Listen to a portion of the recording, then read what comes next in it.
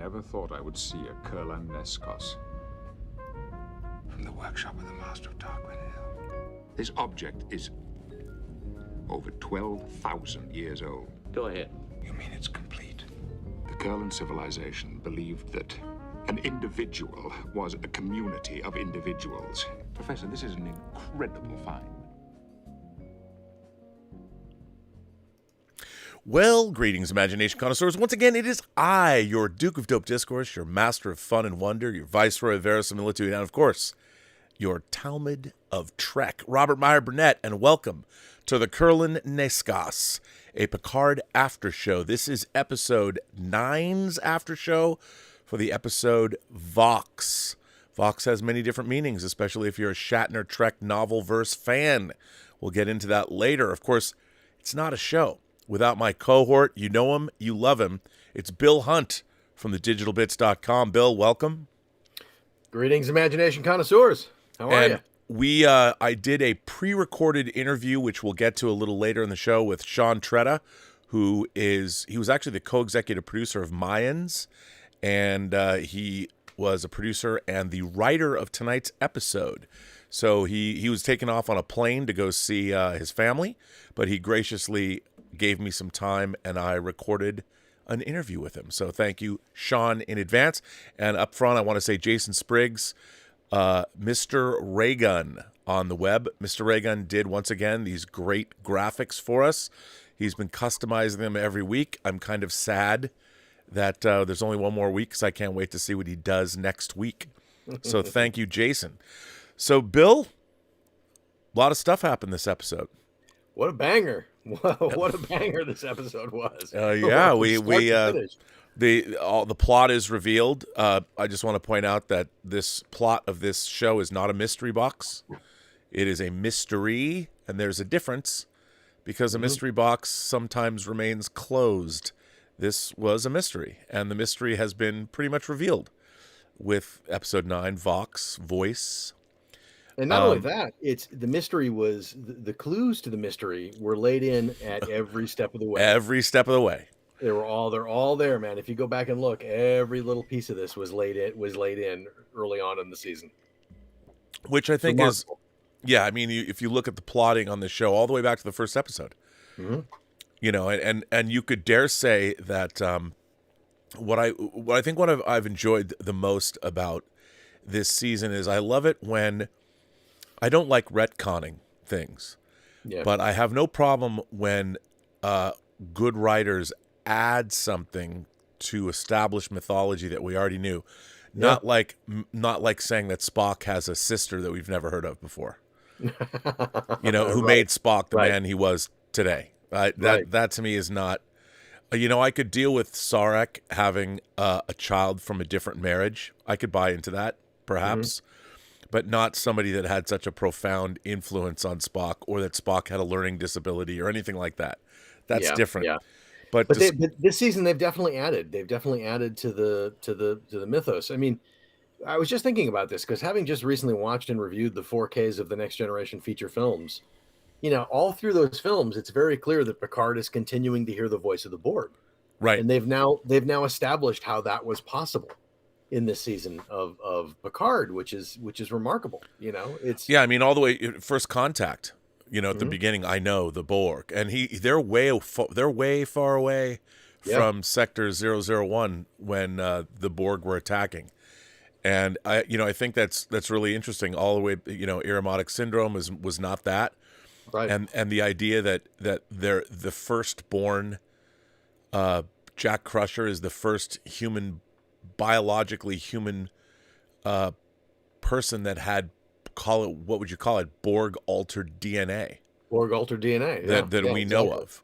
That it was passed down from his father. Which goes all the way back to the sort of what this season is all about. Some of the overarching themes about, you know, obviously family and but also what is our legacy and what do we leave behind, and how what kind of responsibility do we have to our own families and to one another. And I think that's what I've really loved about this season is all the character work. And again, I've talked about how much I love movies like Color of Money, where you pick up with a character like Fast Eddie Felson 25 years later from The Hustler, you know, or the movie The Professionals, the Western The Professionals, when all the old grizzled gunfighters come back together to pull off a job. Or even in Star Trek history, like the second season of Next Generation Blood Oath, when we met Kor, Koloth, and Kang, again, played by all their same respective actors. So, you know, there is a rich legacy of this. And Kor, the Dahar Master, he came back in Deep Space Nine a number of times. And this kind of picks up with those themes. Blade Runner 2049, one of the great science, you know, Blade Runner 2049. In the sequel, we actually catch up with Deckard like 30 plus years later, and what has he been doing? What's happened to him since then? And that idea of revisiting characters after decades is compelling. It's compelling, and I think it's one of the things that makes the season so interesting, because right off the bat, when we meet them, you know, their character arcs from the show has advanced so much, and it's got so much momentum at that point that really drives, I think, the early part of the season. That the fact that we're just figuring out who these people are after all these years, and not only that, but they're figuring out who they are when they all come back together. How do they all fit back together again? And I think that's one of the things that really makes the season so interesting. Yeah, and I mean, you know, the Next Generation cast, and having spent 3 years making documentaries about the show, they were always sort of written as archetypes. They, you know, Picard was always the Picard archetype, and it was very seldom. I mean, there were, you know, episodes like Family or Tapestry, where you see the road less traveled, where Picard, you know, could have played it safe and wound up as a midshipman and never advancing, never living up to his potential. But for the most part, the characters were always reset at the end of every episode, which was true of the original Star Trek as well. Sure. And as we move forward through the series with Deep Space Nine and Voyager, characters could change a little bit. But what I think the greatest strength of this season of Star Trek is the writing for these characters, where they are now, but especially the performances. You know, they feel very human. They feel like very real people, and yet true to their character. Yeah. And all the character moments that we've seen this season really come out of the story, right? Like they're not forced. They come out of the situations in which these characters find themselves, which I find really compelling. And I think, you know, it's interesting because the last season of Enterprise was really the first Star Trek that really embraced the serialized storytelling, the kind of modern storytelling that we started to see with shows like 24 and things in the 1990s. And I think there's really something interesting about the idea of Star Trek that can embrace that serialized storytelling a little bit more. And rather than having 26 episodes a season, in which you're inevitably going to have some just not so good episodes, you know, you have 10 or 12 or 13 or whatever it might be for these modern shows, and they can really plan those out. They can really know exactly where they're going, where they're taking all the characters. As they start writing the beginning, they know where the end is. And there's something really, so you get a coherent story and a coherent arc.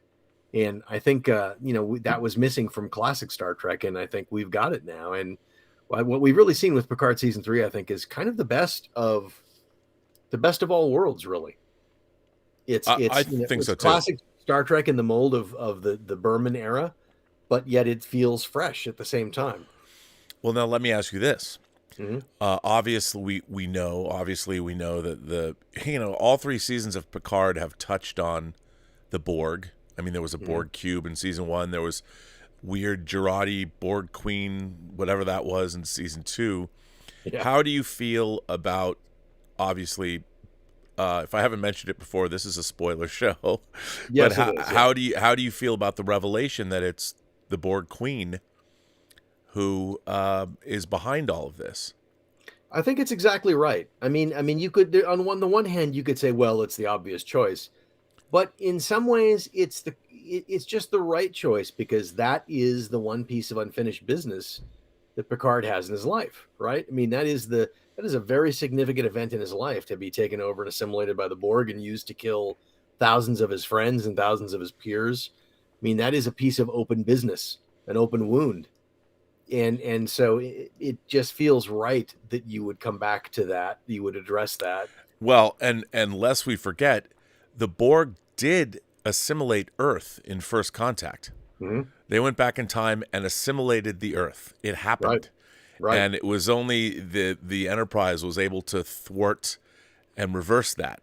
But there is a universe where there is a timeline where the Borg conquered Earth, and Picard didn't stop them.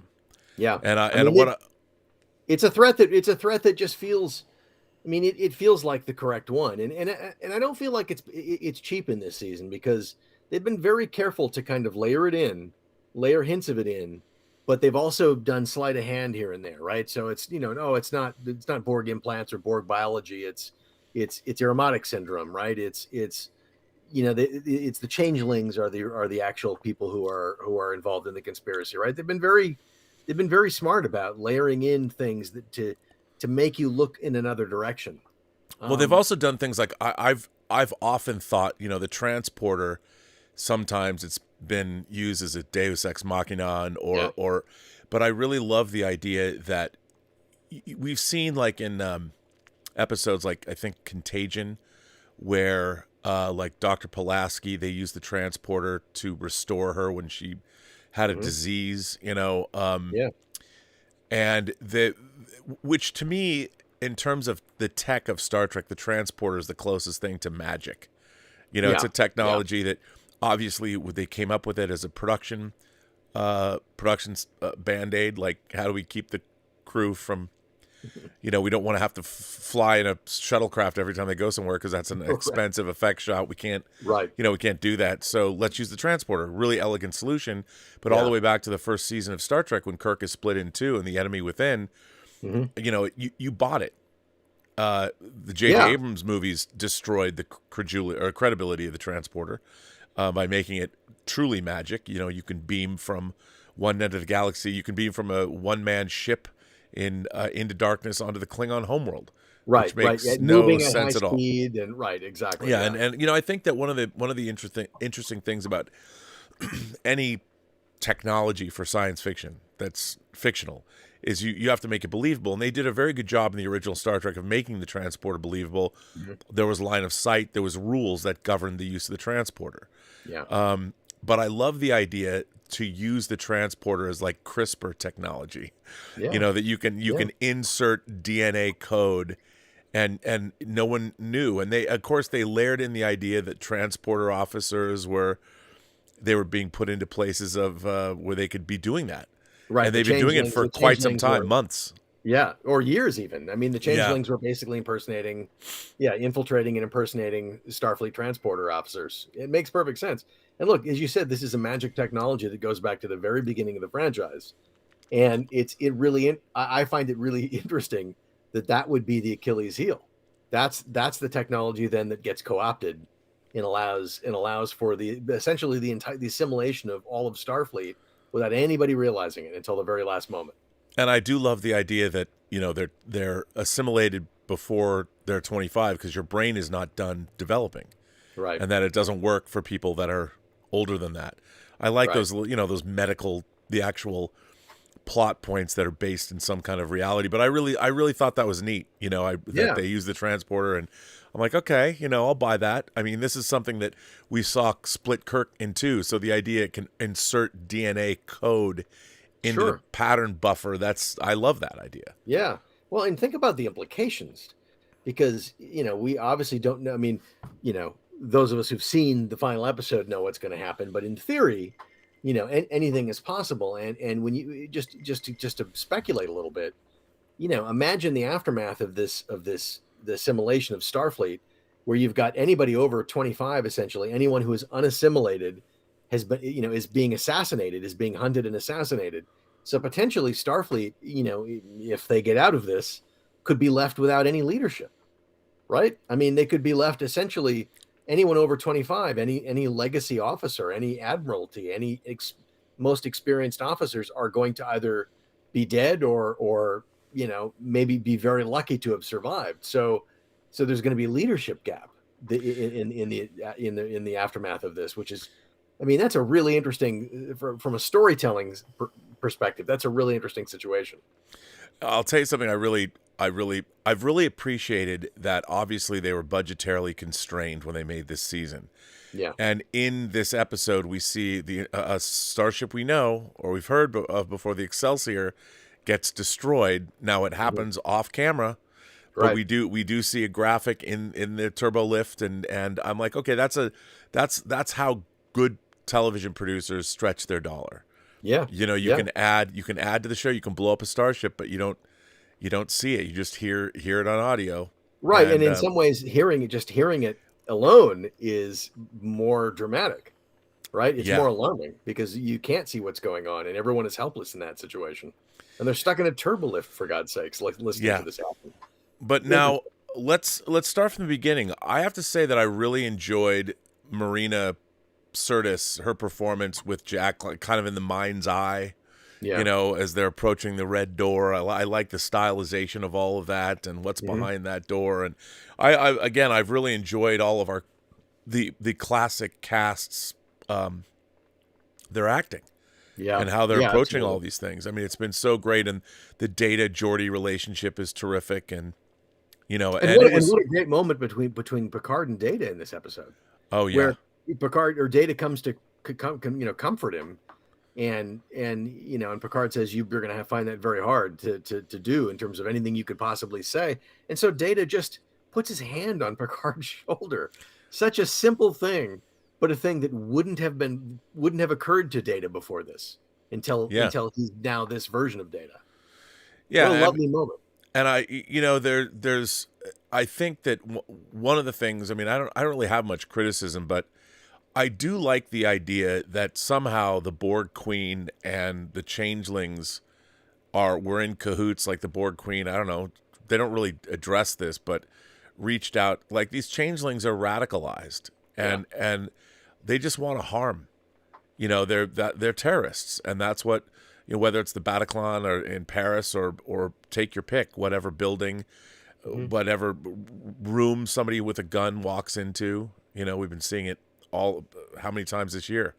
It's an eye for an eye, right? That's always the motivation, revenge, or you know. And I think they have a good motivation. I mean, the fact that they were experimented on, and it goes back to, like you were talking about last week, compromising your principles, right? You know, and that was a real compromise of. I know it was to stop a galactic conflict, but still, if we're going to go down that road of torture and murder and justify it by the ends justify the means, where are we left as a society? Right. And you know, I like that these 10 episodes of Picard have asked us those questions. Yeah.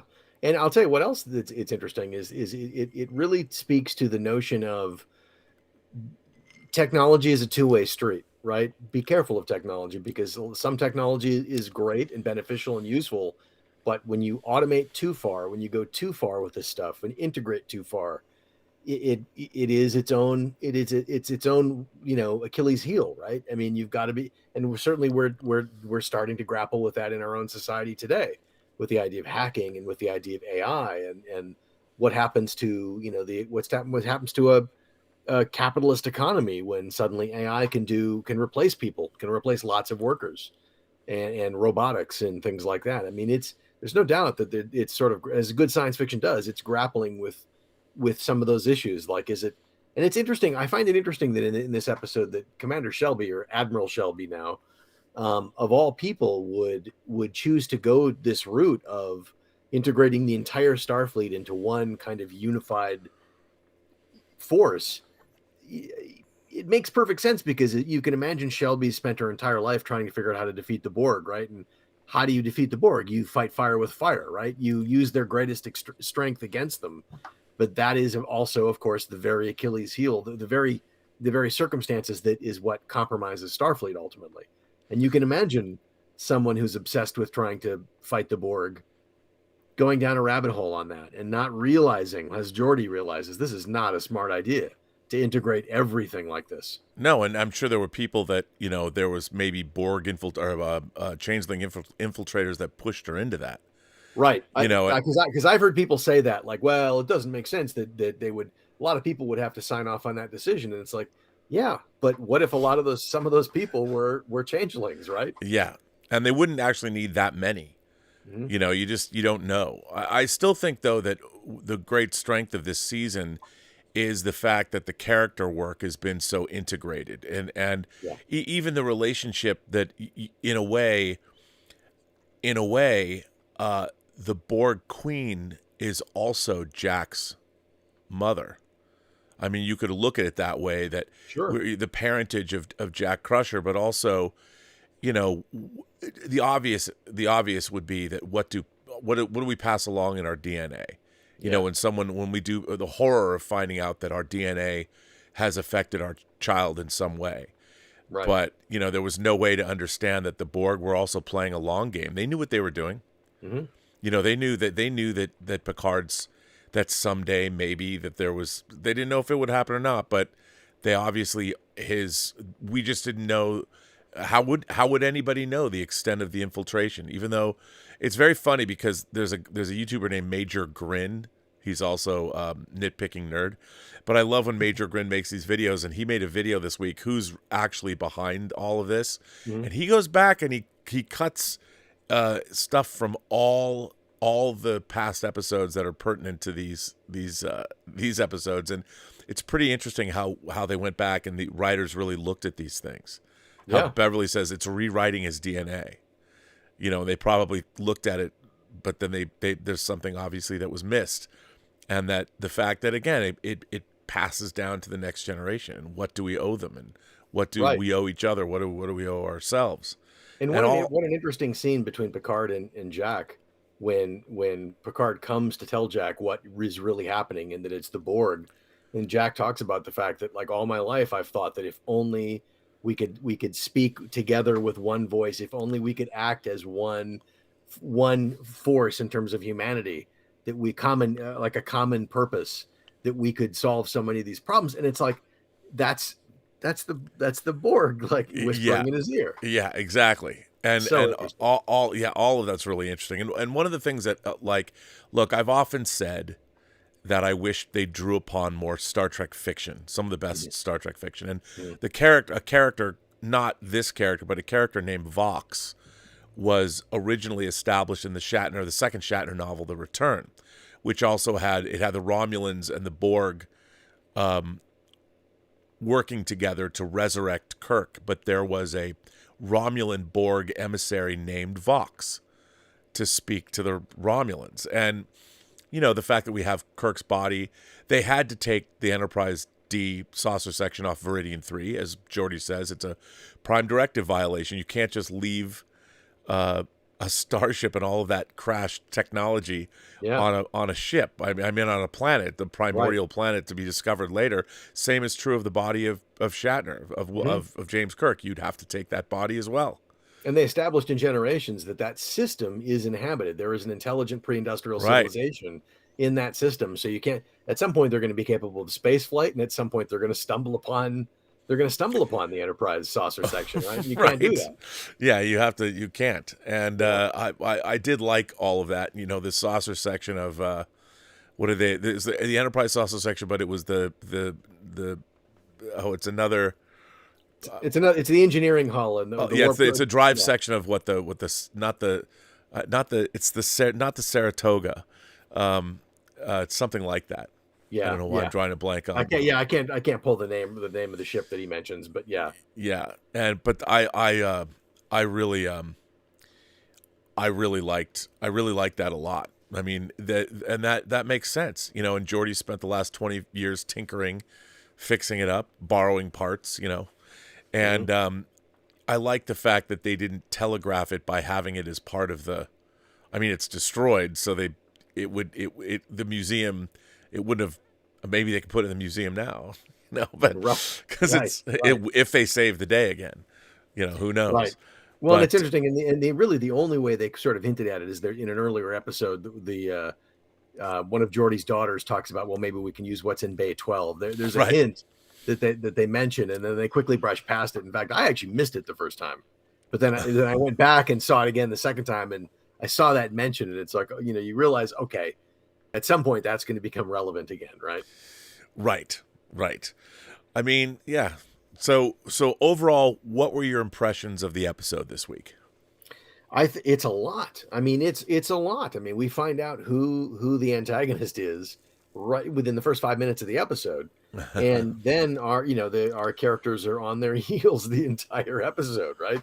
It's pretty much from the beginning to end. And we've never like for example, you go back to the episode of Conspiracy from the Next Generation, the first season, the penultimate episode of season 1.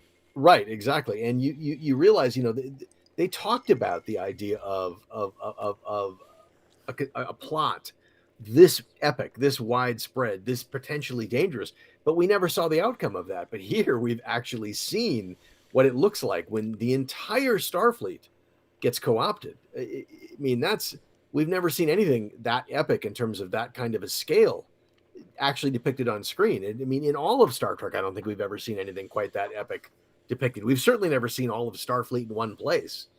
Right. So it's really interesting. I mean, I guess I would have to say that if I have any complaint about this episode, it's not really a complaint about this episode, but when Shaw dies, I found myself wishing he'd had a little bit more to do in the previous couple of episodes. Yeah. That's, I would say, to the extent that I have any sort of, any sort of point a bone I would pick. It's that, because I think if he'd had a little bit more to do in the last couple of episodes, this death would have felt a little more meaningful, a little more heroic. But even so, it's a very nice moment in terms of his final act in the relationship with Seven, to finally recognize her and to pass off, the command of the ship to her, knowing exactly what he was doing. That, like, right. You need to, stand up and take over this situation, and I trust you to do it. Right. So that's an interesting moment. And then, obviously this whole season is about legacy. And now here you have, Geordi and Picard and Crusher struggling with the fact that it's their children now who have been co-opted by the Borg. So it gets right to it just stabs right at the heart of what the season is all about, in terms of the idea of legacy. And well, it's interesting. There's even when Troy says both of his daughters and Jack, they're our family too. Yeah. And also about how this family has grown, and they're as vital as everyone else in the family. And I think that's, I've really enjoyed all of this, the characters themselves. I mean, look, Star Trek always I have no problem with goofy overarching giant villain plots. But what's interesting too about what I find about this, like, there is subtle things, and I asked Sean Trett about this. I said, look, when they're co-opting the youth, of the Federation, was this some thinly veiled political statement? And he said, no. Well, you'll see in the interview. But I kind of read it as that. The young people are being co-opted into a collective, and because we hear so much about collectivism these days and getting rid of freedom of speech and all of these things that so there was definitely, I don't know if the writers necessarily meant to put it in there, but when Elizabeth watched it today, it was so funny. Elizabeth is so upset that there's not going to be more of this. She was like, but then she was one, because she's working in a college now, and she's also going to college now, and she's often talked about how the mentality is very different than when we were in college. Yeah. And the idea of the collectivist message is not one it's not one to be shunned anymore. At least, well, and it's interesting because I mean, and I wonder, because there is the reality of what is actually going on with young people and with on college campuses. There is certainly a reality there. But there's also this narrative that's being spun, by people on both sides of the political aisle, right, for their own purposes of what that is. Everything's too woke, or it's too this, and it's like, it's interesting to, it's easy to get distracted by that narrative that's out there, and all the, certainly, God knows, on social media we see plenty of people talking about how this movie's too woke, or that show's too woke, or the conservatives' argument there's too much diversity and all that. I wonder. I mean, it's interesting to just recognize that, like, that's out there, but then there's also a reality, and that reality might not be exactly what we think it is, but there's certainly something going on in this society with young people. There's definitely something going on. They're trying to figure it out just as we all did, and they of course they've got way more. I mean, when you think about what's going on, I mean, a pandemic. I mean, imagine going to high school in your last year of high school and it's just wiped out by a global pandemic, right? And everywhere there's talk of climate change and the political dysfunction and fascism on the rise. And it's like, it's a tough time to be a young person, right? So it's interesting in that kind of storytelling, for, whether it's intended or not, is going to be seen in a certain way because of the stuff that's going on in the world today. Mm-hmm. No, absolutely. And, I think to me, the thing about the Borg and what's really interesting is like, to me, when the Borg were first introduced, they were it's not that they were mindless, but I always saw the Borg, like, if I went back and if someone asked me there would be no Borg Queen. The way we saw the Borg as they were introduced in Q-Who in the second season of TNG, I always thought that, we talked about this, I think, before, it was some kind of transhuman accident. Like somebody was trying to use biotechnology to extend their lives or whatever, and somehow the AI that controlled it, which was basically not, it was just it had no mind of its own. Yeah. And this thing got unleashed, and it turned into it's essentially a virus. It's a techno virus, like in X-Men or what Cable had, and it just consumes things. And somewhere along the line, they had to, because that doesn't work dramatically, so that you see the Borg, and in Q-Who it was frightening because it was the first time we ever saw them. Right. And then when they come back, and the idea of kidnapping Picard shows that there's an intelligence behind it all. Right. And somebody's calling the shots, which makes the Borg, to me, less of a threat, because then there's somebody you can talk to. There's some intelligence that you can reason with, and then they use Locutus to be the spokesperson of the Borg. Right. And then we found out he becomes the face, right? He becomes the face of the Borg at that point, to sort of facilitate their assimilation, just to make it easier, because they know they're going to come up against a lot of resistance, because they've had a lot just for dramatic purposes, right? Yeah, just for dramatic storytelling purposes, having a face to represent that collective matters dramatically. And then First Contact, I mean, it was a big ask to believe that there was a Borg Queen. Yeah, because it ran. So to me, once you accept that there's a Borg Queen, which really doesn't make any sense. I agree. Once you have to, so it was imposed on us in First Contact in 1996. So we have to accept, okay, there's a Borg Queen. And once there's a Borg Queen, then you have to deal with, and Voyager spent a lot of time bringing in Seven of Nine and dealing with the Borg Queen. I mean, Susanna Thompson, and so we went through all of that. And obviously the Borg Queen probably had her sights set on Earth, the Terran system, and Picard became, her foil, and kind of like Picard became the foil for Q. For whatever reason, these intelligences are attracted to something in Picard. Maybe it's his rational mind or something like that. But the thing is, she is kind of, the Borg have become the big bad. They're TNG's big bad. Yeah. So I don't really I think if you're going to do a story like this, you kind of have to have the Borg Queen, because there has to be closure for Picard. Right. Especially because you haven't really had closure before. If you dealt with this before, really conclusively dealt with it, then I think you could pass that off. But as you said earlier, the Borg have been a little bit of a part of every season of this show. And also they were kind of co-opted by Voyager, because Jerry Ryan was brought on, and then they kept changing the Borg mythology and Unimatrix Zero and humanizing all this, which it wasn't necessarily that it was bad, but it made the Borg less interesting.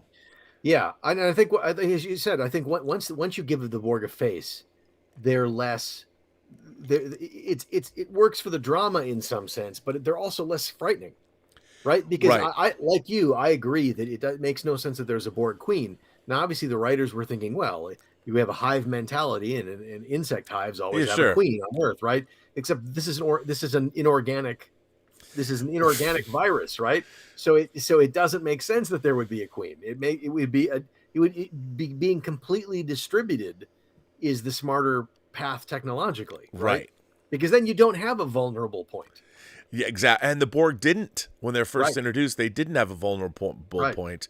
But I think once you have the Borg Queen, it makes sense. It's like Batman and the Joker in The Dark Knight Returns. You have to deal with Joker. I mean, that's what you're dealing with. And then this would be the end. I mean, and the Joker, the Borg Queen, Voyager got a lot of mileage out of her, and she didn't really belong to Voyager. I mean, they added Voyager, they added that, and because they had to traverse Borg space to come home, but it never sat well with me that the Borg. I mean, Jerry Ryan being a Borg is fine, but it never sat well with me that the Borg Queen got used by Voyager as much as she did, because it didn't seem like, you know, it's. Well, again, like you said, it de-escalates the threat. I mean, it makes the Borg. Over the years, the Borg became kind of a pedestrian big bad. Right. They weren't as frightening as they were. They were truly frightening in that first episode. Oh, terrifying. And frankly, in Best of Both Worlds, they were a truly frightening and menacing. You know, I mean, when they just beamed onto the Enterprise D bridge and took Picard. Yeah. You know, just in and out, he's gone. Yeah. And they're slicing the Enterprise D up like cheese, right? Yeah. It's overwhelming. And then they wipe out, right? You know, they go to Earth and wipe out an entire Starfleet force. You know, I mean, they were never as scary as they were then. And that was my big problem with First Contact, because that opening battle, as compelling as it is over so quickly. And then suddenly they're just not as frightening. I mean, I always thought First Contact would have been more interesting if, rather than like defeating the Borg and then having to chase them back in time as they escape back in time, basically, you know, the battle is going so badly in the present that you have to go back in time somehow in order to save the present. So you keep the sense of stakes going through the entire movie, because one of the problems of that movie, and frankly all of the Next Generation feature films, is they all start well, but at some point about a third of the way or halfway through, the drama just kind of dies. The momentum just kind of dies. And they were never able to really sustain that. No. And I think one of the satisfying things about this season is they've been able to sustain legitimate, thrilling drama, you know, compelling drama for 10 episodes. Yeah. And it's essentially like getting 5 of the best Next Generation feature films that we never had before. No, that's what I've said the whole time, and it's really been interesting to see the response. I mean, there's so much you can nitpick a lot of this stuff. Like, people are saying, well, in Daystrom Station, you know, why is Daystrom Station where it is, and why isn't it super secret or whatever? And it's like, look, space is big, and it's like you have a base like that, and we only saw the vault. You know, we didn't see any researchers, we didn't see any people. Right. And also with remember this signal that is affecting everybody, it's only directed at Earth. It's not a signal that's spreading out across the galaxy. That's why the Fleet Museum was not right. And you know, clearly the Borg Queen is not in the best shape. The ship is not tip top. Right. You know, that's as we'll see and more they've had of. to hide, right? The Borg have had to hide this whole time. They haven't used force. They've used stealth. Right. And cunning, and there's probably a reason for that, right? And but you know, the thing of it is this is the nitpicking of stuff is always, as long as there's been pop culture, there's been nitpickers. There's always, I mean, I really kind of, you know, I've talked about this before, but I've come to think of this stuff as there's what I call the 30% rule.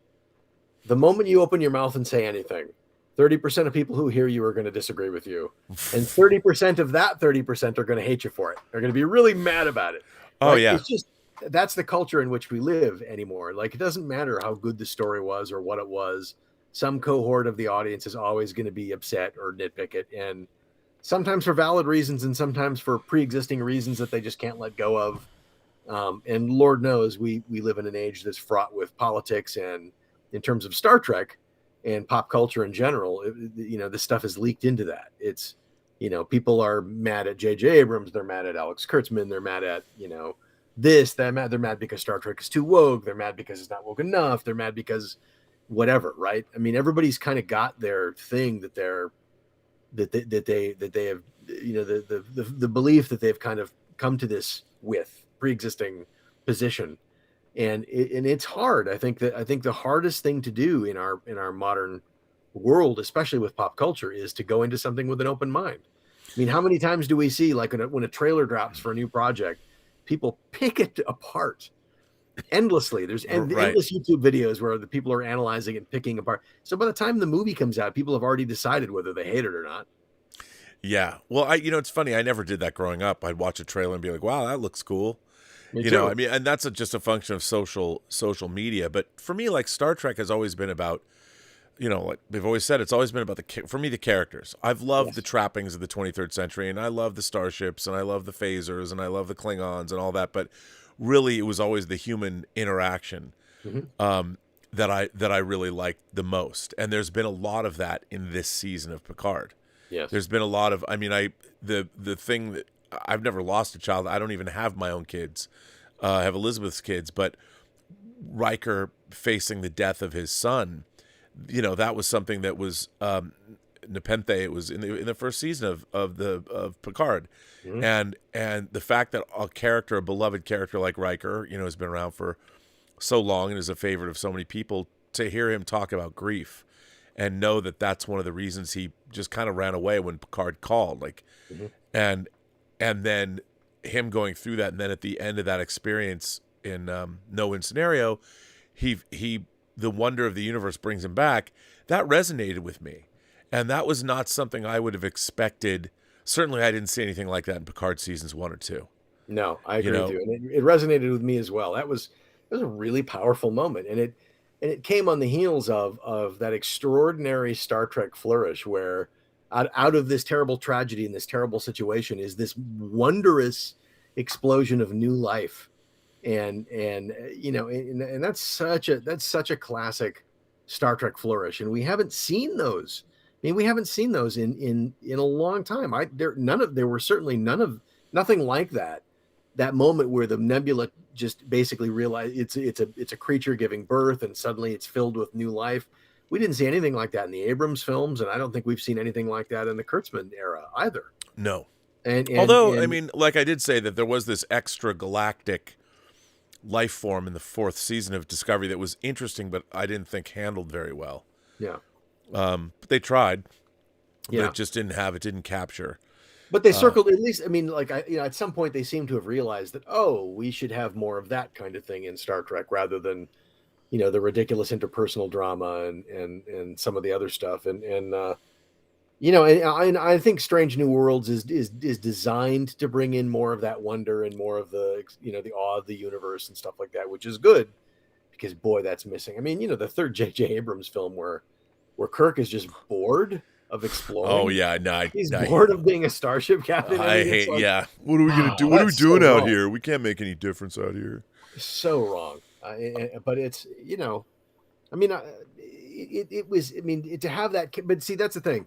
To have that character moment for Riker come about as a result of a classic sort of Star Trek moment was, I thought, very moving and very powerful. And I thought so too.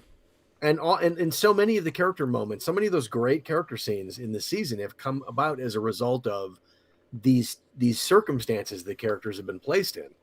And it just feels really wonderful. I mean, we're getting more character development in this season of Picard than we've gotten in the entire 50 or 60 years of Star Trek.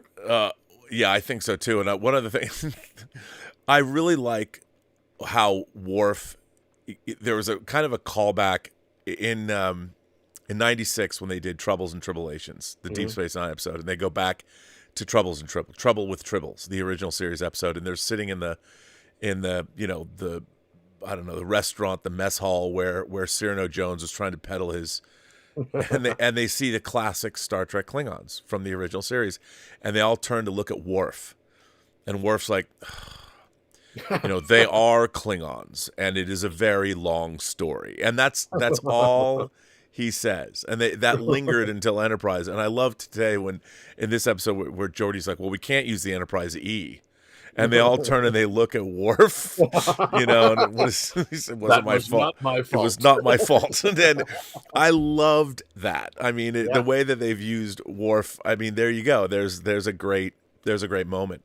Yeah, and it's hinting at lives that these characters have had that we haven't seen on screen. Right. But the idea that they have had full and eventful lives off screen since we last saw them, right? Yeah, no, I've thoroughly enjoyed every minute of it, and there's a lot of rewatchability every time I go back and watch it, there's a lot of joy in the character interaction. And well, listen, before I play this interview, there's been a lot of people firing in questions and things. I bet.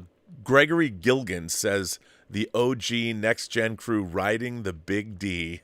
Sorry, Worf. Today is a good day to be alive. Riding the Big D. I know how that is, Greggy. Yeah. Greggy. By the way, what a great moment when that's revealed, when the door opens and you just go, you know what it's going to be.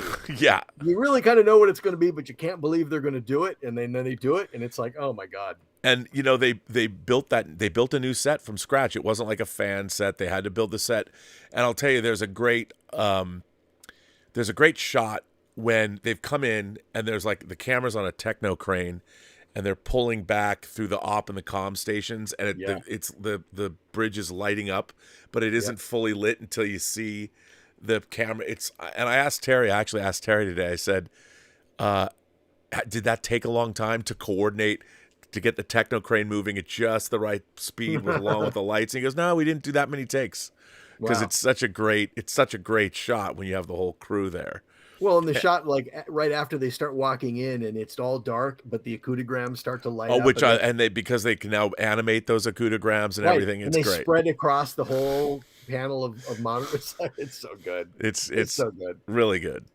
Gandalf the Wolf says, I was hoping for a large Fathom event and a wider release for the last 2 episodes in IMAX. Also, what do the Changelings gain from this Borg alliance? Well, the Changelings just wanted to hurt the Federation. Yeah, they just want revenge. Right. I think the 10 city Fathom event was, I knew when it had to be through the GoFabo website, I'm like, I'm never going to get tickets. Yeah. I just knew that was never going to happen, which is a bummer. Yeah. I'm trying to get press tickets, but I don't know if that's going to happen either. And what's really interesting is I don't think Paramount really fully appreciated, or Paramount or CBS really fully appreciated how much demand there would be. I mean, I think the fact that they're even doing this shows you that they know that there is some demand, but I think they don't have. I think they're shocked at how popular this is. Well, in Hollywood Reporter today, it was reported that this is only the second Paramount Plus show to crack the top 10 streaming. The other was 1923. Wow. Tyler Sheridan's 1923, which makes sense. But yeah. Federico Jordan says, how and why is this season so damn good?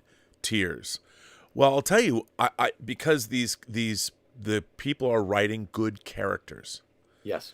And for whatever reason, the characters, and look, the story, I love techno thrillers. I love of it all. And I'm Star Trek is, after all, a pulp sci-fi show too. Mm-hmm. I mean, you go back and you remember there was a Nazi planet and there was a Chicago Mobs of the 20s planet. Sure. And it depends what level you want to go at. And I think that this was, I've thoroughly enjoyed this. And what's really interesting is if you look at it just in a TNG context, mm-hmm. and you start with Q-Who in the second season, you go to First Contact, and then you go to this. It's a pretty interesting bookend.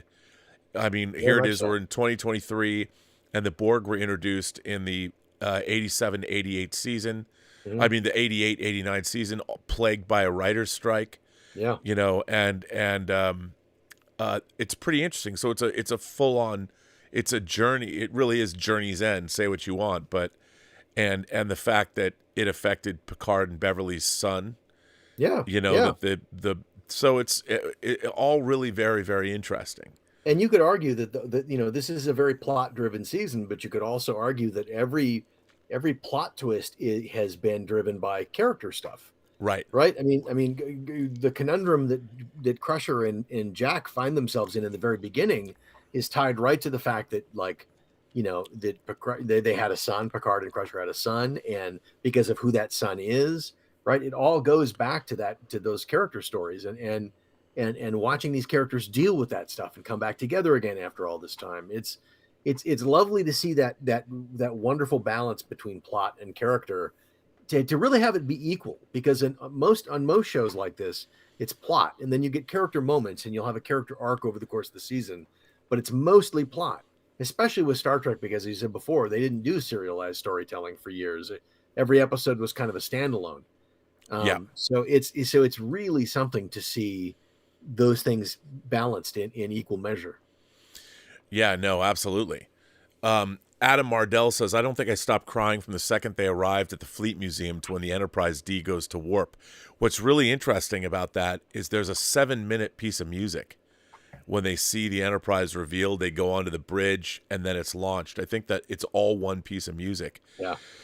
That's another thing. The score, the interweaving of the new themes with the themes that we're so familiar with really, really works. And it's sort of an encapsulation, again, of the entire history of Next Generation. Yes. Which is the way it should be. Yeah. And I think that score comes out next week, if I'm not mistaken. I think you can buy the vinyl and you can buy the digital next week. Yep. And I've already got the 24-bit digital lossless version pre-ordered, man. I can't wait. I can't wait. Yeah, it's going to be great. 200 Watt Studio says, Gandalf the Wolf, I think they allied with the Borg to destabilize the Quadrant, like the Axis powers combined in World War II. I mean, that's kind of the way I saw it. Yeah. That they were, I'm sure that, we don't know, but I'm sure that maybe that the Borg Queen figured out a way to get Vatic the Shrike in some way, shape, or form, too. Look, it's that classic notion of the enemy of my enemy is my friend, right? Yeah, absolutely. Frederico Jordan says, seeing the Enterprise D pulled so many heartstrings, dare I say this season is near perfect, in my opinion. Hey, there's a lot of, we talk about how much we like it, but there's a lot of people that don't, or that have very vitriolic feelings. And by the way, I knew when I started talking about how much I like this season, I was setting myself up.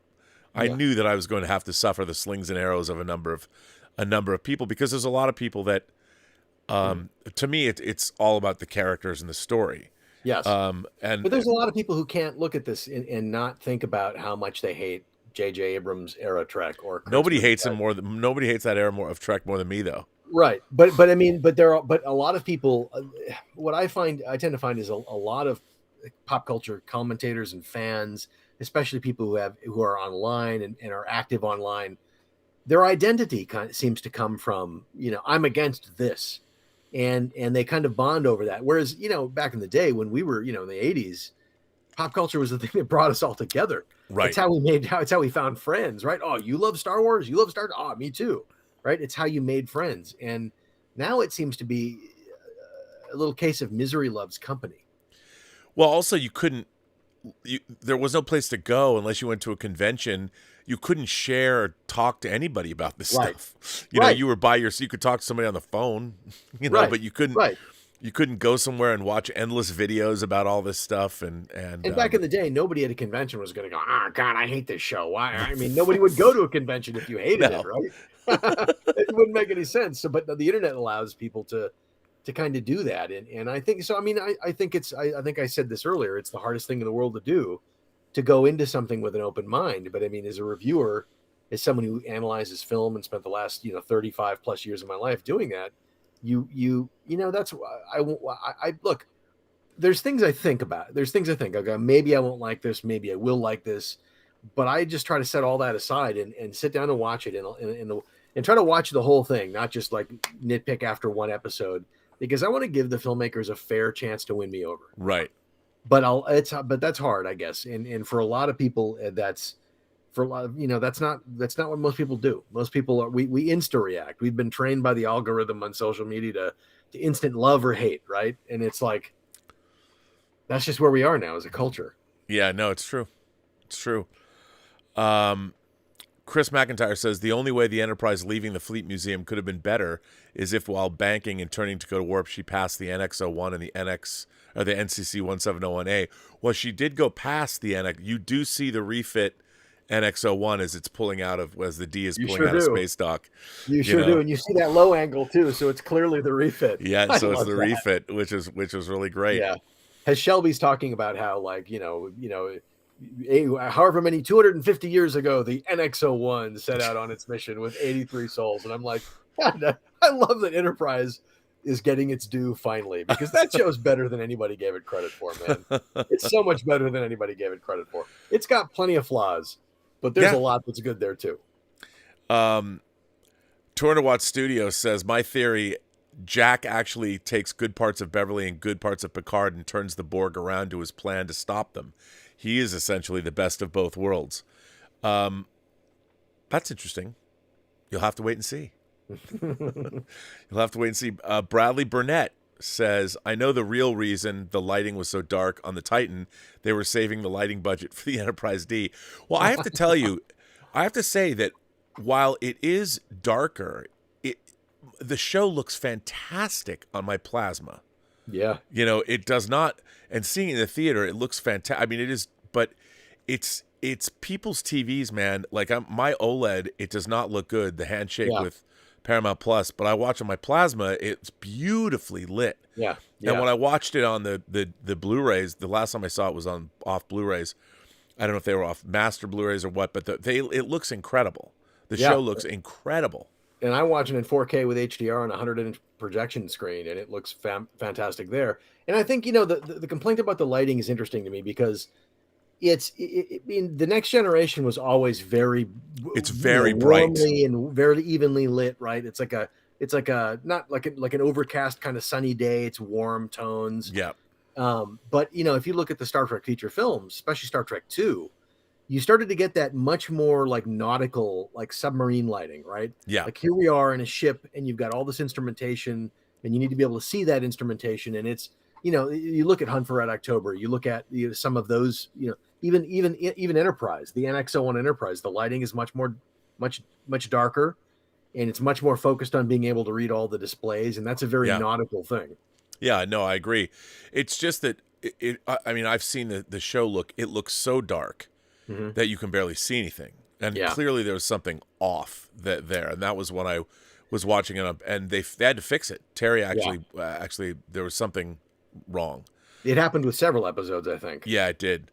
Our friend Sylvain Saint Laurent sends in a very generous super chat, $1,600 super chat. Thank you, Sylvain. That is very nice of you.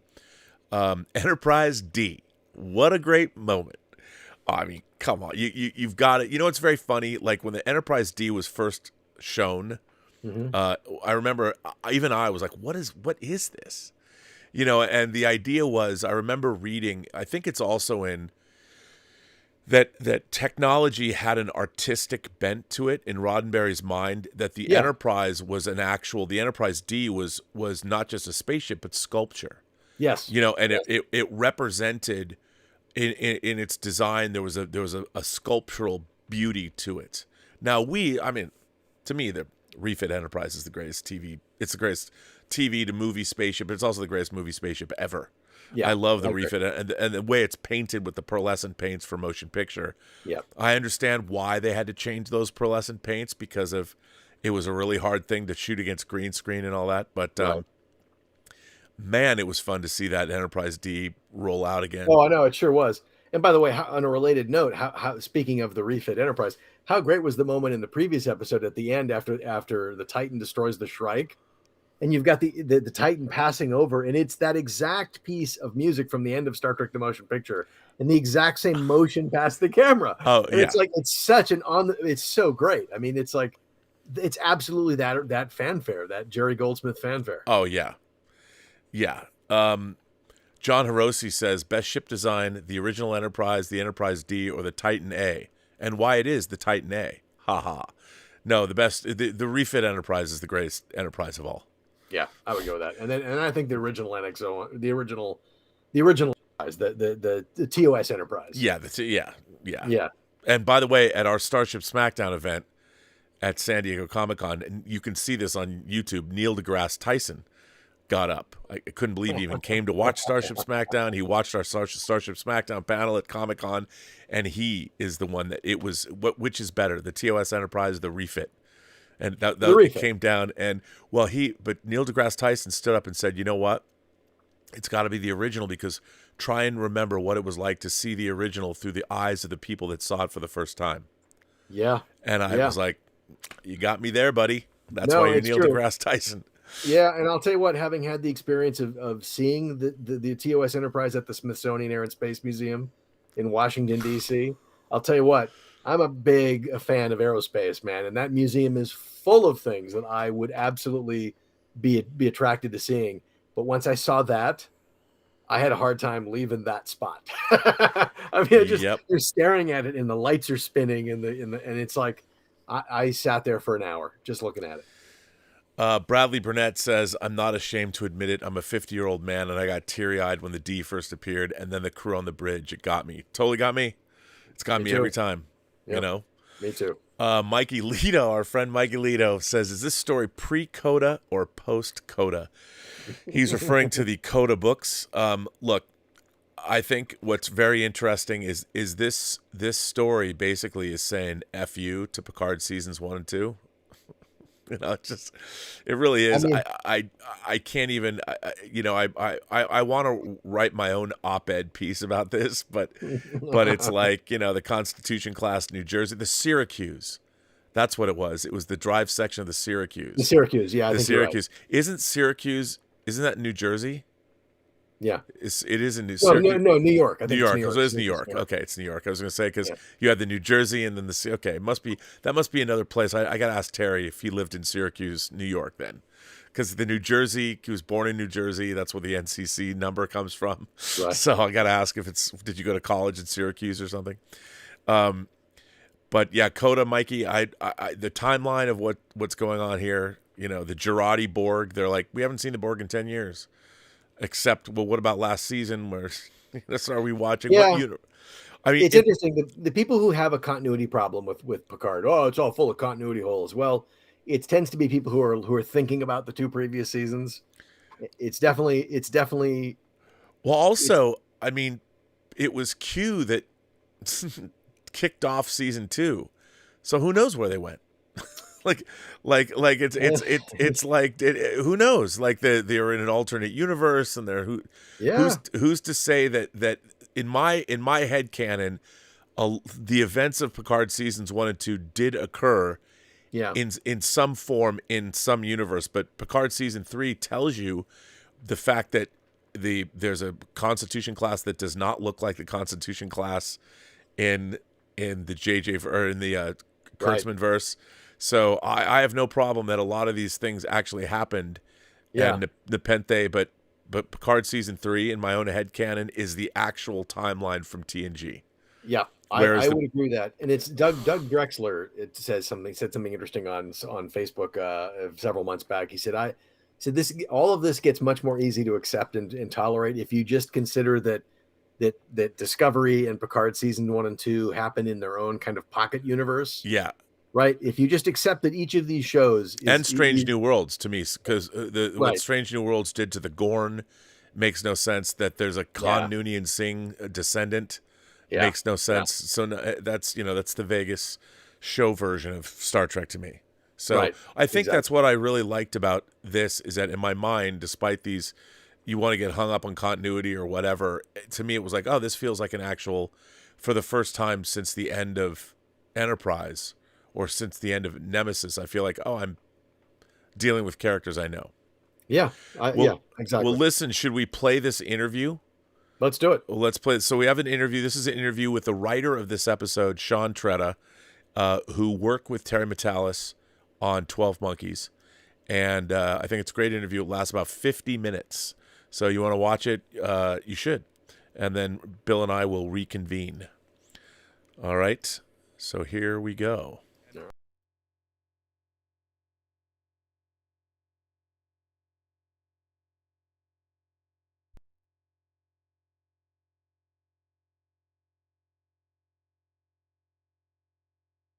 Let me try this one more time. Let me reload it. Maybe there's an issue. Yeah. Which, that would be. Matrix. Oh, I see. Hang on a second. Maybe it's because the drive was not spun up. Borg technology in the software there. Let me try it again. To tell us how this happened, I have writer, producer, Sean Tretta with me here on the show. Sean, thanks for being here. I know you're getting on a jet plane soon, but we do appreciate your time, and I really appreciate you carving out some time. I got to tell you, man, this show has been blowing me away, and this is now the 5th time I've seen Vox. I saw it in earlier incarnations, and watching it again, it was funny. I was watching it with my girlfriend, and she's a Star Trek fan, and she turns to me and she goes, "How can this be it? There's only one more episode? How is that possible?" And I'm so glad that you came on. You're you're a veteran, Terry Metalis veteran. You guys worked together on 12 Monkeys, and you've been working on our 5th season of television together. Yeah, 5th season of TV. And between that, you were on Mayans. You were the co-executive producer of Mayans, another great show. Worked on Mayans. Yeah, I had the. It's funny because we shoot Picard in Santa Clarita, California, which just so happens to be where I live. And Mayans actually shot across the street from Picard, so my commute changed all of 30 seconds, which was pretty great. Did you ride your bike to work? I did not ride. You know what, Bill? I'm going to have to. I think because of the way we're streaming, it's going to the audio will be out of sync. I'm going to have to put this interview up separately. Okay. So I'm looking at it live right now, and it's playing live. Right, but I turned it off, so we'll go live. Okay. So what I'm going to do, everybody, I'm going to put this interview with Sean up separately right after the show's over. So I'll add that because it's pre-recorded and it's so long, it can't catch up on the software. So there's an audio sync. Yeah, there's problem. an audio sync issue. Yeah. So that's what I'll do. Okay. And yeah, so that's it's kind of a bummer. Yeah, but that's technology for you. Yeah. So, but anyway, so we'll keep talking in the meantime. Yes. Answering questions. And yeah, so we'll have to do that. We'll answer questions. But I'm sorry about that. So Sean, I'm going to put this up. So right after the show's over, I will upload the video onto the playlist, and we will. You can watch the Sean Tretta interview. Excellent. It'll be on the. And sorry about that, everybody. But Sean was the co-writer of this episode. Is that correct? Sean, yes, he was basically the main writer, but he had a little bit of help. Okay. With but yes, it's his show. So that's kind of a bummer. But anyway, you know what? I've never actually tried to play an hour-long video on a live show. So clearly the technology here won't quite play it. But we'll do that. So Frederico Jordan asks, are they retconning the ending of season 2? Well, there's no mention of Allison Pill. I'll tell you that. They did mention early on, Shaw says, despite that craziness with the on the Stargazer, he references the Girardi business with that, whatever they were doing. Right. So there is that mention, but they don't, what can I say? T Down Under says they killed Shaw, the best Trek character in decades, and yet Rafi lives on. I think Rafi, though, has acquitted herself admirably this season. I think her relationship with Worf, she's been written far better than she was before. So I think that's true. I think her character is more interesting this season than it's been in a long time. Yeah. T Down Under says they killed Shaw, the best Trek character in decades, and yet Raffi lives on. Well, I don't think so. I think she's fine. I like her. Yeah. Bradley Burnett says, as a fan for 43 years, this series just makes me feel good again. Gonna miss it when it ends, but my 2 college buddies are waiting to binge it. I can't wait to spend hours talking with them about it because that's what we do. Well, so that's what you and I have been doing on this show. That's for sure. I can't imagine. I mean, the thing of it is like waiting until all 10 episodes are up to go binge it. Oh my God. There's so many spoilers out there now. Right. I mean, there were spoilers a day before this episode aired. There were spoilers for this episode up.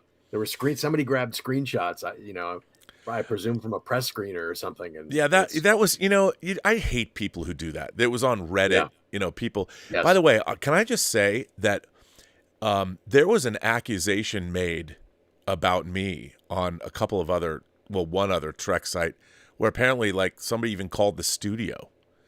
And it was interesting on the Go for Bo site, which I subscribe to. I've been subscribing to them for years. I was just looking. We were on another live stream on Monday, and the Picard event had popped up. Yeah. And I took a frame grab and I tweeted it out because, you know, we've been saying that maybe look for a thing. And right. And the truth is, you and I knew that there was going to be a screening because we'd heard that at the premiere screening we were at. Yes. And so we knew all along. We knew it was all. So I tweeted this thing, right?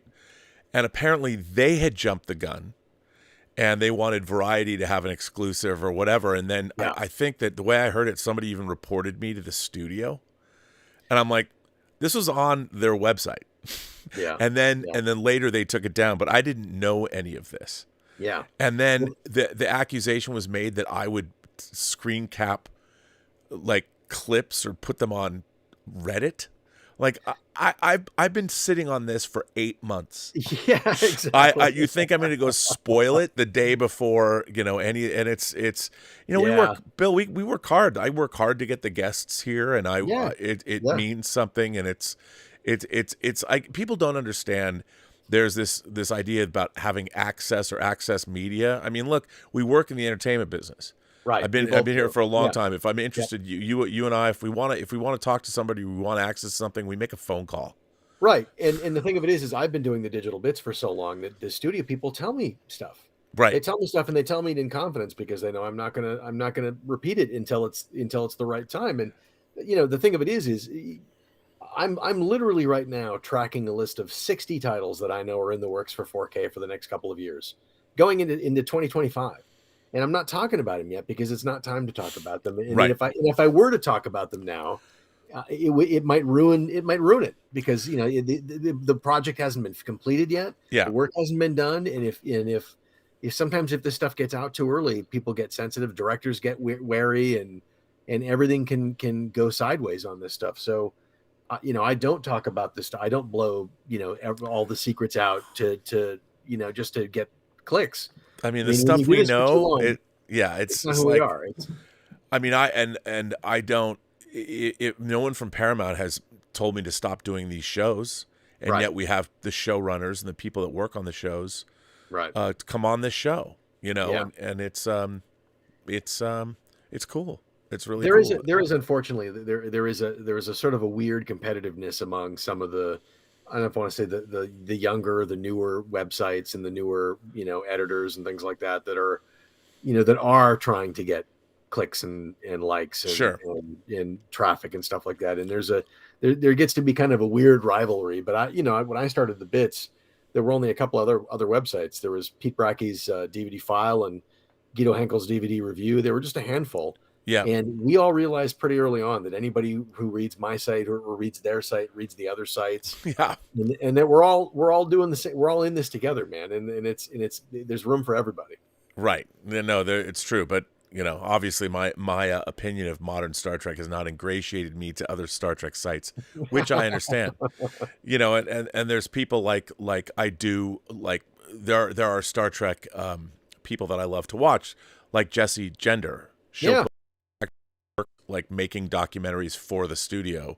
Mm-hmm. If I want to call somebody up and talk to him, I'll call him up and talk to him. Yeah. You know, you want to come on the show, let's do a show. I mean, we're obviously giving a presentation that's worth watching. Walter White Walker says, "Tears, man. I don't want it to end." And Walter White Walker goes on to say, "The voice of the computer on the Enterprise D, Majel Barrett." Yes. Mm-hmm. It's true, which is great. Scott Bartholomew says the changeling infiltration is analogous to mRNA vaccinations for the masses. Maybe so. I mean, there's definitely, I mean, that's another thing. As we look back at the pandemic and going back and actually examining certain things and why things happen, there's a lot to re-examine there. And I think there's definitely a lot, but so much of that was politicized too, right? Yeah. A tool is just a tool at the end of the day. And the thing about mRNA, that technology is, I think that's how we're going to cure cancer. I think there's a real shot at curing cancer with that technology. And it's a shame. I hate to see this stuff get politicized.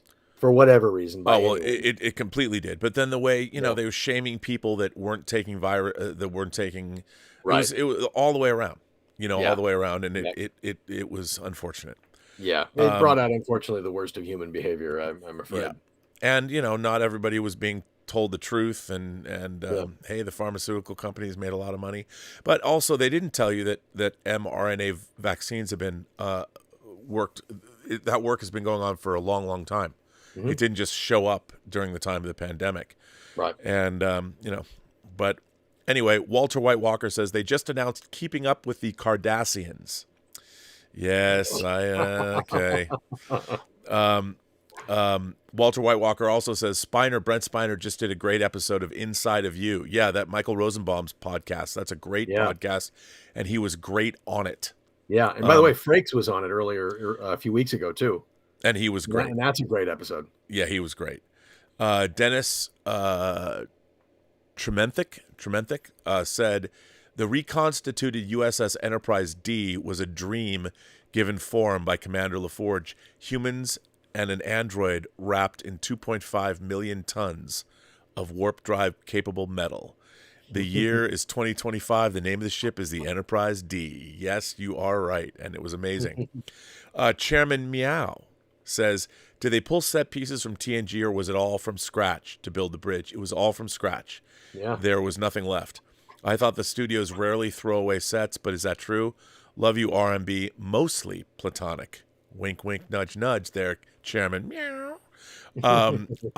So when they were making Berman Trek, they kept all that stuff on the Paramount lot. Yeah, for the time of motion picture all the way, because they had the movies they were making, the Next Generation, and then Deep Space Nine. So they frequently reuse set pieces. Famously, the warp drive, the intermix chamber from the motion picture in the engineering section was also used on the Voyager. It was the same piece. So they did that. But in the case of Picard here, they're wrecking everything after every season. Yeah. They're not. I don't know if they hold and fold. I don't know if they folded. I don't know if they held the Enterprise D bridge or not.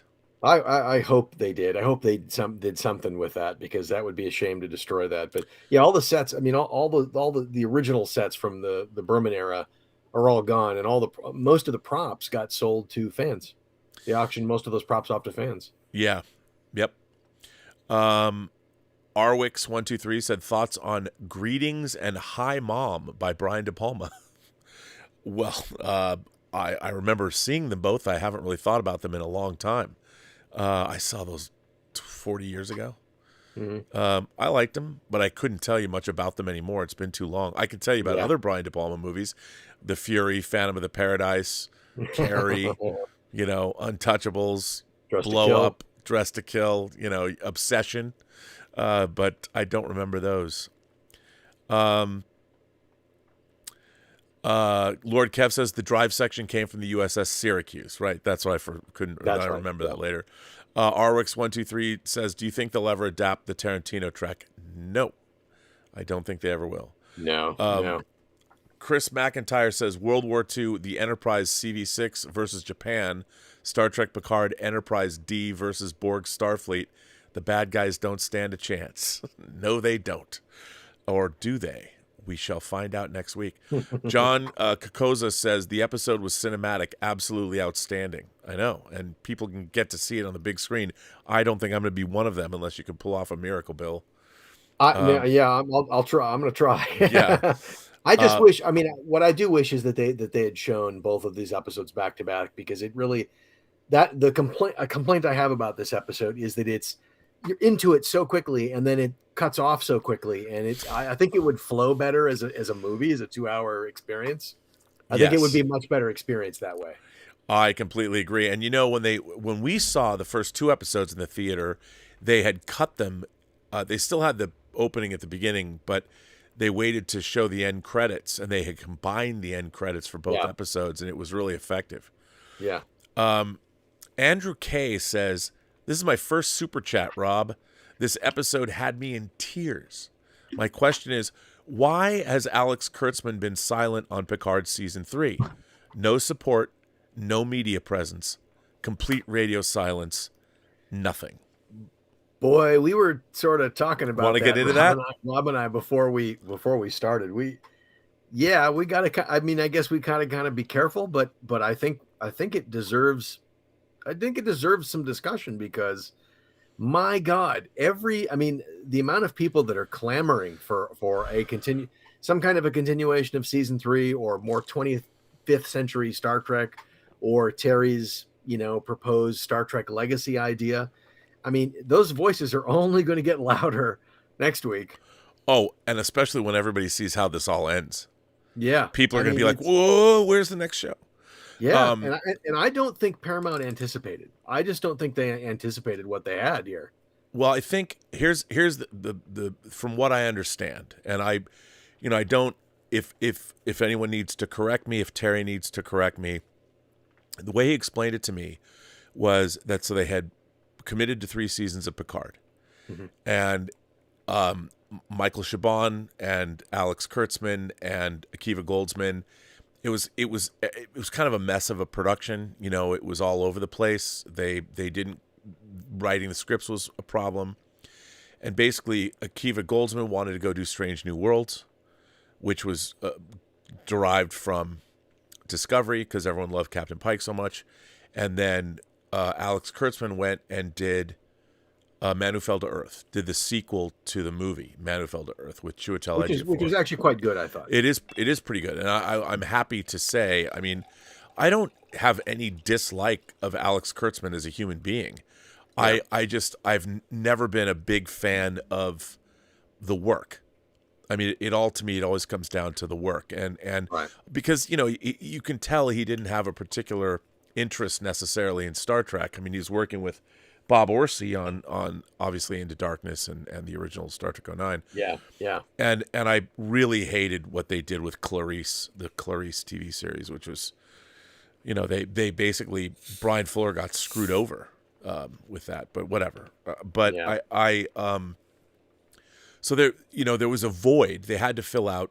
They had to make Star Trek Picard season 3, and Terry Matalas, who'd been brought in on season 2, wrote a few bit on that, was given the show to run, and he ran with it.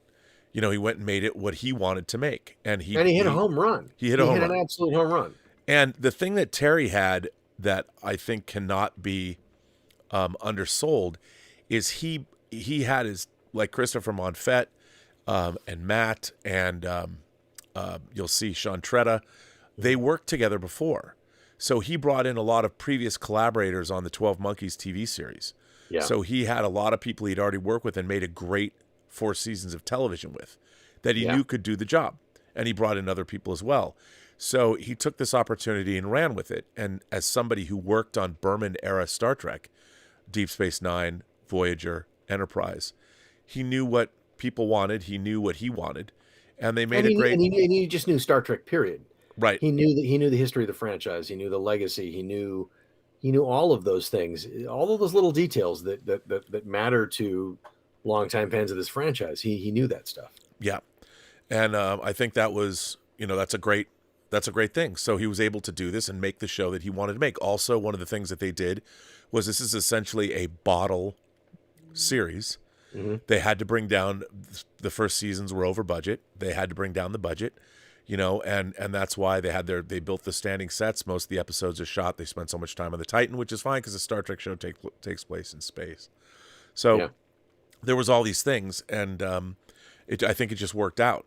And there's a lot of great character work. They relied not. I mean, there's been great special effects, but they really relied on character and story.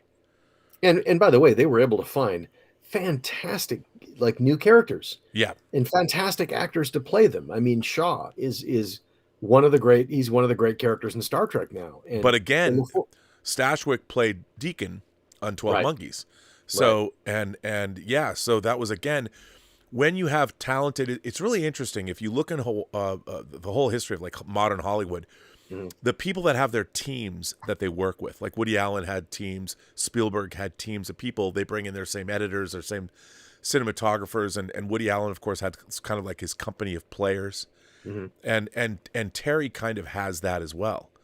And I think that they brought that to bear. And you had the Next Generation cast, so they did a really good job, I think, making this series. Yeah. And I think the thing is, there's got to be some resentment. I mean, this is an ego-driven business. Well, and it's certainly, CBS and Paramount. It's, I guess, a CBS, the contract, and Paramount Plus. The contract is with Secret Hideout, right? Which is Kurtzman, and they clearly have their sort of roadmap for what they want to do and the direction they want to go with Star Trek.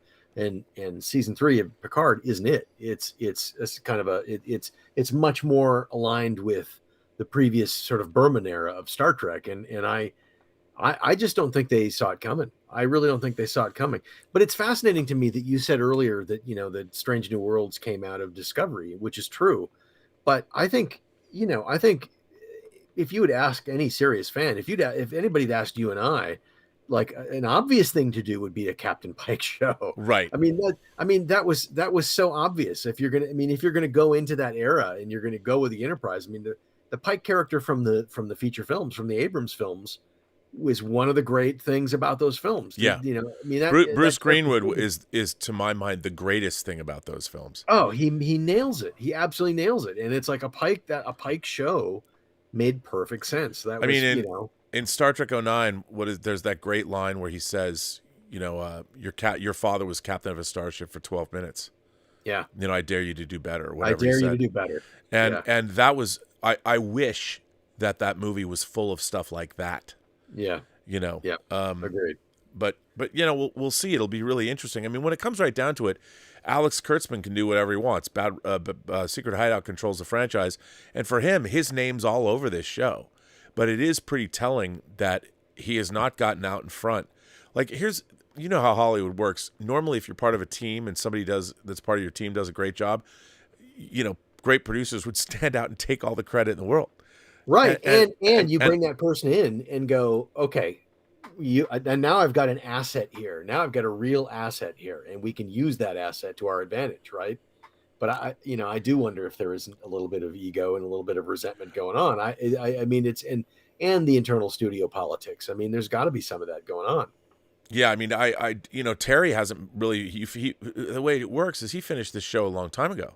Mm-hmm. And then he moves on. He went on and worked on the Escape to Witch Mountain pilot for Disney. I don't know what the status of that is. And they want to announced that they're doing this Starfleet Academy show with the showrunner of the Nancy Drew TV series. Yeah. And okay. Right. That you're going to come up with another generic, it'll be a kids in space thing, but there's so many stories, whether it's Vampire Academy or 90210, whatever, take your pick. Again, the de-evolution of Star Trek under the Kurtzman banner has been and they've said that they want to use Star Trek as a device for their own messaging, which to me is weird because who are you to message us at all? Give me great stories and great characters. Science fiction as a genre has always been very good at presenting really interesting human conundrums within the guise of science fiction fantasy. And that's why they could get away with so much. That's why Rod Serling could get away with it on Twilight Zone. Right. And if you look at that stuff, there's a lot of social justice in Twilight Zone and Star Trek because they're humanistic shows.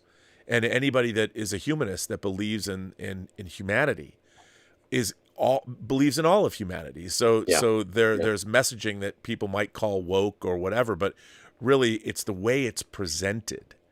Because look, diversity and inclusion has always been a part of Star Trek from the very beginning, right? That's always been baked in. It just wasn't the thing that everybody was going, hey, look, everybody, look at how diverse and inclusive it is. It was just a part of the fabric of the show, which allowed you as an audience to go, oh my God, in the future, people are just everybody's accepted. If you're good at your job and you're professional, there's a place for you. Well, it was very funny. Like they would hire people like William Marshall, a black actor, to play Dr. Daystrom. Mm-hmm. But nobody pointed out and said, look what we've done. Because they're like, here's the smartest man, the man who created the duotronic circuit that runs the entire starship here. Mm-hmm. And he's a black man, and it's 1968.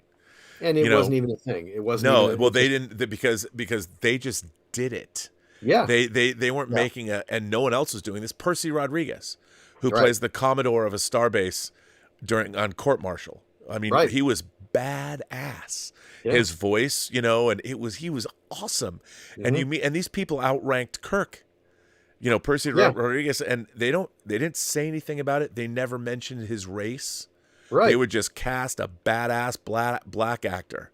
And in universe, you just get, fuck, these guys are good at their job and they're respected. And Kirk is understands that they're his senior officer. Yeah, I mean, you just don't make a thing out of it. And I think that's the right way to go about it. I feel like, because again, Star Trek is a show about showing us a vision of a future where we've kind of gotten past some of these issues. All of it.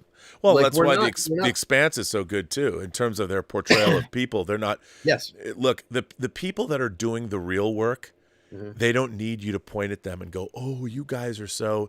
It's all performative now. Everybody wants to make sure they have their street cred. It's very weird. Just make your show, man. There's a lot of signaling, and but you're right. The Expanse isn't like that. For All Mankind's not like that, and those are all diverse casts, and it's just great, because what you see then is a vision of a world where I get it. These problems that we have that we're talking about now in the early 21st century, those aren't the same problems in the future. No, and that's another thing. It's strange credulity that they make it that way. But that was the great thing about classic Star Trek, is that they were getting away with something. You know, they're sneaking their messages in, knowing that if it was a show about today, like if they were making a show about 1967, 68 America, and you were going to say that William Marshall created the greatest computer chip, a black man, they would, and it was not a sci-fi show, the network would have said, "Oh, you can't do that." Yeah, they'll never have gotten away with any of it. They won't play this in the South. You can't do that.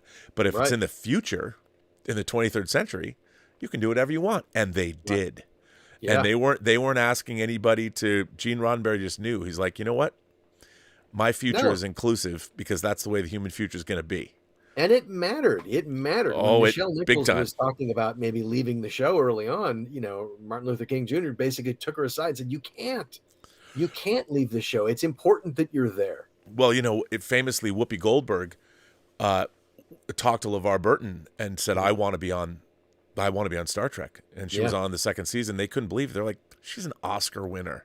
Right. A film actress. She's not going to come on the show. Right. And they couldn't. And she said, look, when I was a young girl, Nichelle Nichols taught me that there will be black people, not only in the future, but they're going to be important. Yeah. She was on the bridge. She was a command officer on the bridge of the Starship Enterprise. Yeah. And that was important, because, and no one was making them do it. There were no quotas, and there were no one got accolades for doing it. It was all right. And nobody was doing interviews talking about, hey, look how great we are because we're doing this. It's like, they just did it, man. They just did it. They led by example. That took some balls back then, too. Did. It took balls. Did. Andrew K says, I already did that. But yeah, so we're talking about Alex Kurtzman, and look, I get it, but I think that we have a lot of great fantasy, a lot of great TV shows, Breaking Bad and Better Call Saul. We've got House of the Dragon.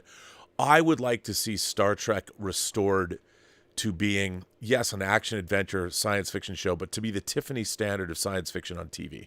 Yes, 100%. That's what, and I want to watch people that are really good at their jobs, I'll tell you something, watching the Bridge Crew that we've come to like, all those characters get assimilated, was terrifying. Right.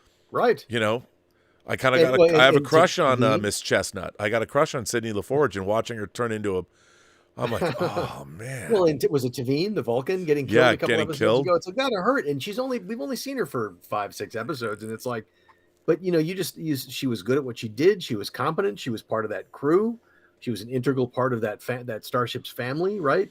And that mattered. And the thing about what resonates with me about what you said is the idea that Star Trek should be the Tiffany marquee science fiction show on television. And what's been really interesting is in the last 3, 4, 5 years, the Star Trek hasn't really been that. And yet, we've seen like For All Mankind, we've seen The Expanse, we've seen Foundation, we've seen the Dune franchise now. There is actually really great sci-fi being made now. And so if you're not going to compete on that level, it's pretty obvious. Look, even The Orville was up there in terms of its storytelling and its use of character and a use of that big vision of what the future could be. Yeah. And I think that again, look, I always go back to this, but science fiction and horror are literary genres. And in order to write great science fiction, you have to understand it as a genre.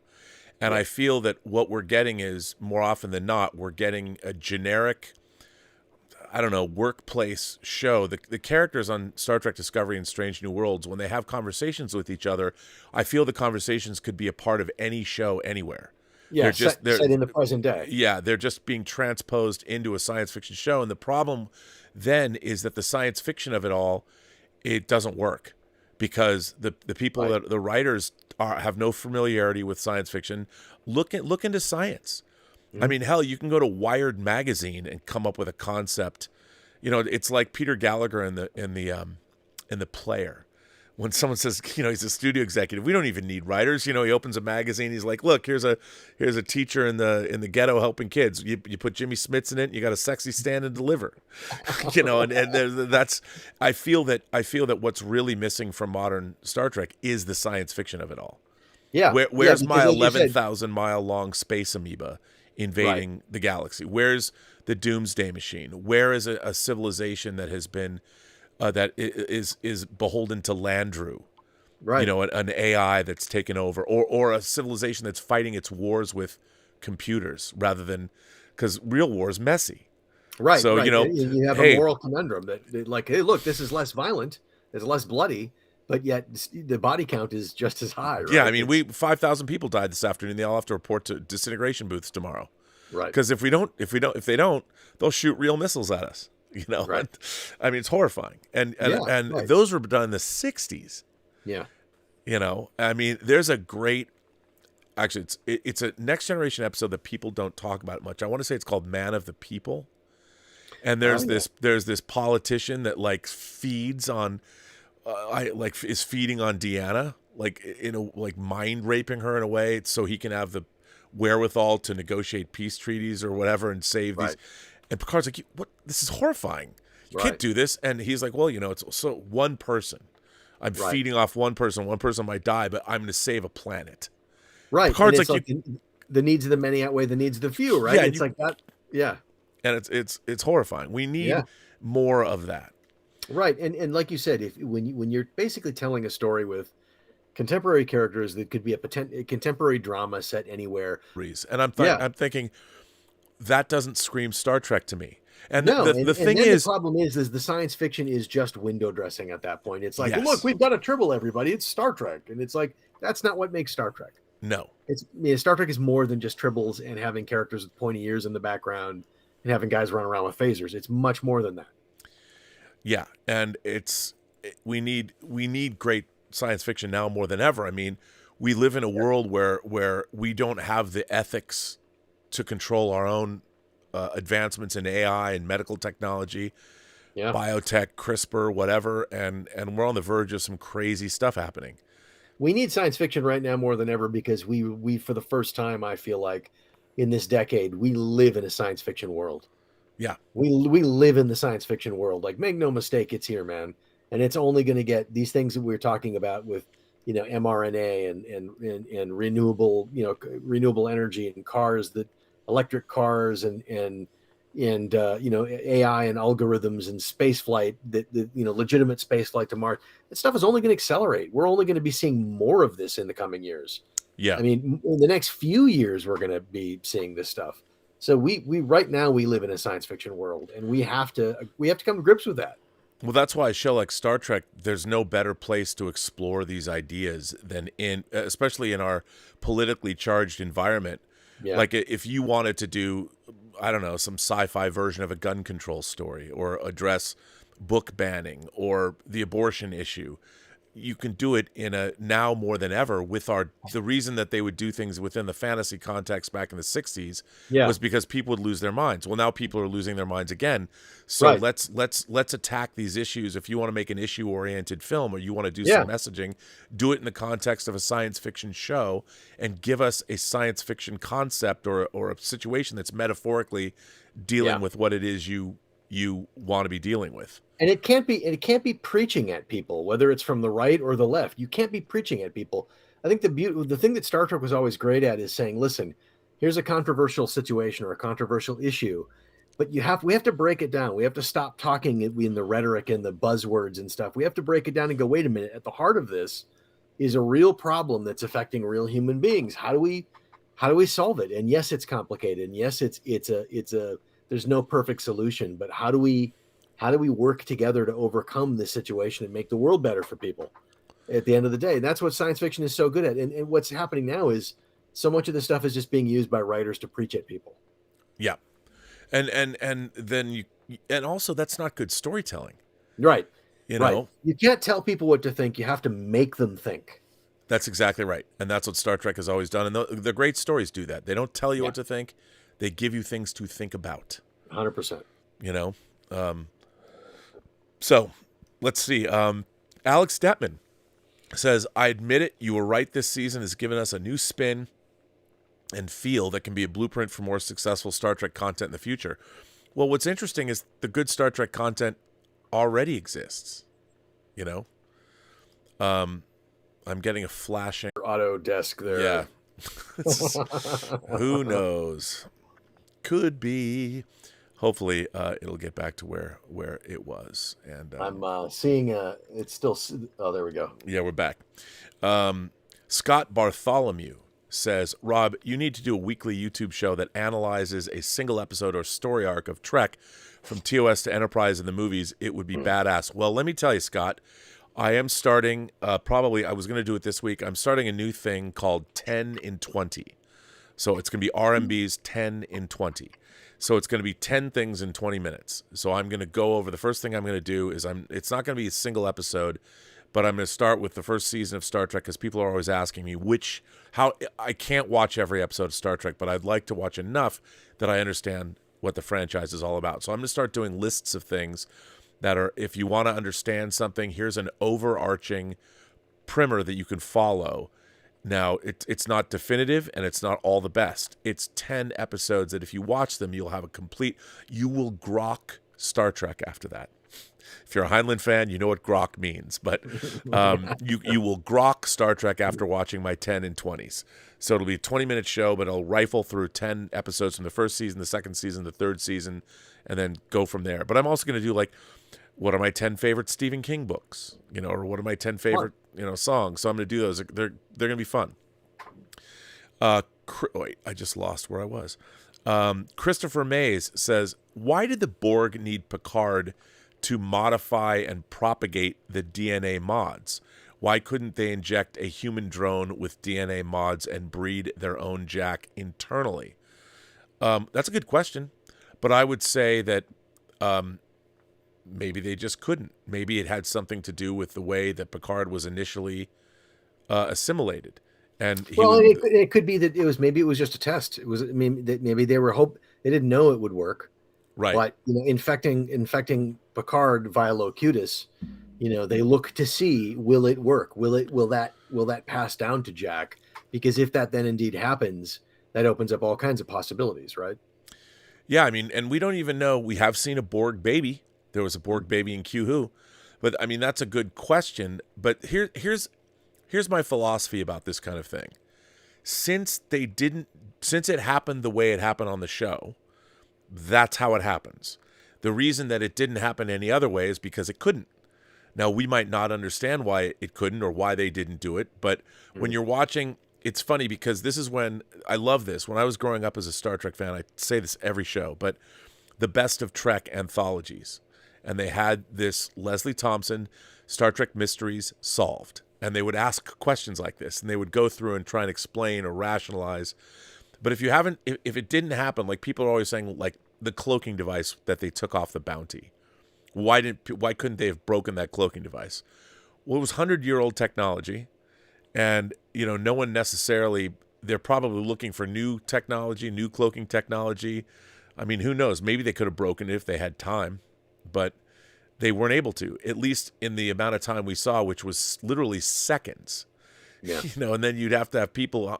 How would you know what to look for if somebody has a cloaking device? Well, where would you go to look for that cloaking device? Like what database? You'd have to go back and do some research. It just doesn't know things immediately. And maybe somebody would have cracked that code, but they were never in the proximity of starships for very long where it would have become an issue. Yeah. So but it's a good question. And maybe they can't, maybe for whatever reason the Borg can't breed anyone because people are just drones. You know, there's no like, here's our Borg procreation center. Let's. Well, that's the interesting thing is that the Borg, in order to grow, have to assimilate, right? So maybe there's something about the Borg technology itself that it imposes sterility on the beings that it infects. Yeah, I mean, because there's obviously a reason they have to keep assimilating people to grow. Right. But it's see, now there's an interesting question they can probably address in a Star Trek novel or something, or a comic, the inevitable comic. But it's a good question. I was thinking Michael Kuda would like in the Star Trek technical manual, he would explain these kinds of things, right? Shellcrow says the reveal of the Enterprise D, the bridge, Majel Barrett's voice, the carpet. I had tears. I love the interviews that you've had on the channel. What is the best place to get a model of the Enterprise D today? Well, there's a couple of places. I mean, it depends what size you want in terms of the Enterprise D. Yeah, there's an older Polar Lights model. You know who makes a really good Enterprise D, though? Is Diamond Releasing. They made a toy of the Enterprise D that's about this big. It's great. It has magnets. The saucer separates. They also did a version of the All Good Things Enterprise, and it's impressive. Yeah. It's a toy. It looks like a toy, but it's really accurate. It looks really great. And didn't D'Agostino do one of those part kit things? Eagle Moss did, but they went out of business before they finished it. I spent $1,000. Hopefully they're going to re-energize like Master Replicas, or somebody's going to make the parts again to finish it, because I want to. I have the parts. And it's like sizable, right? The idea is it's supposed to be like a sizable model. It's pretty big. And then Tomy crowdfunded a 1/350th scale model of the classic Enterprise, which is the same size as the Master Replicas. As a matter of fact, I just got a update on it today. It looks like it's going to be great.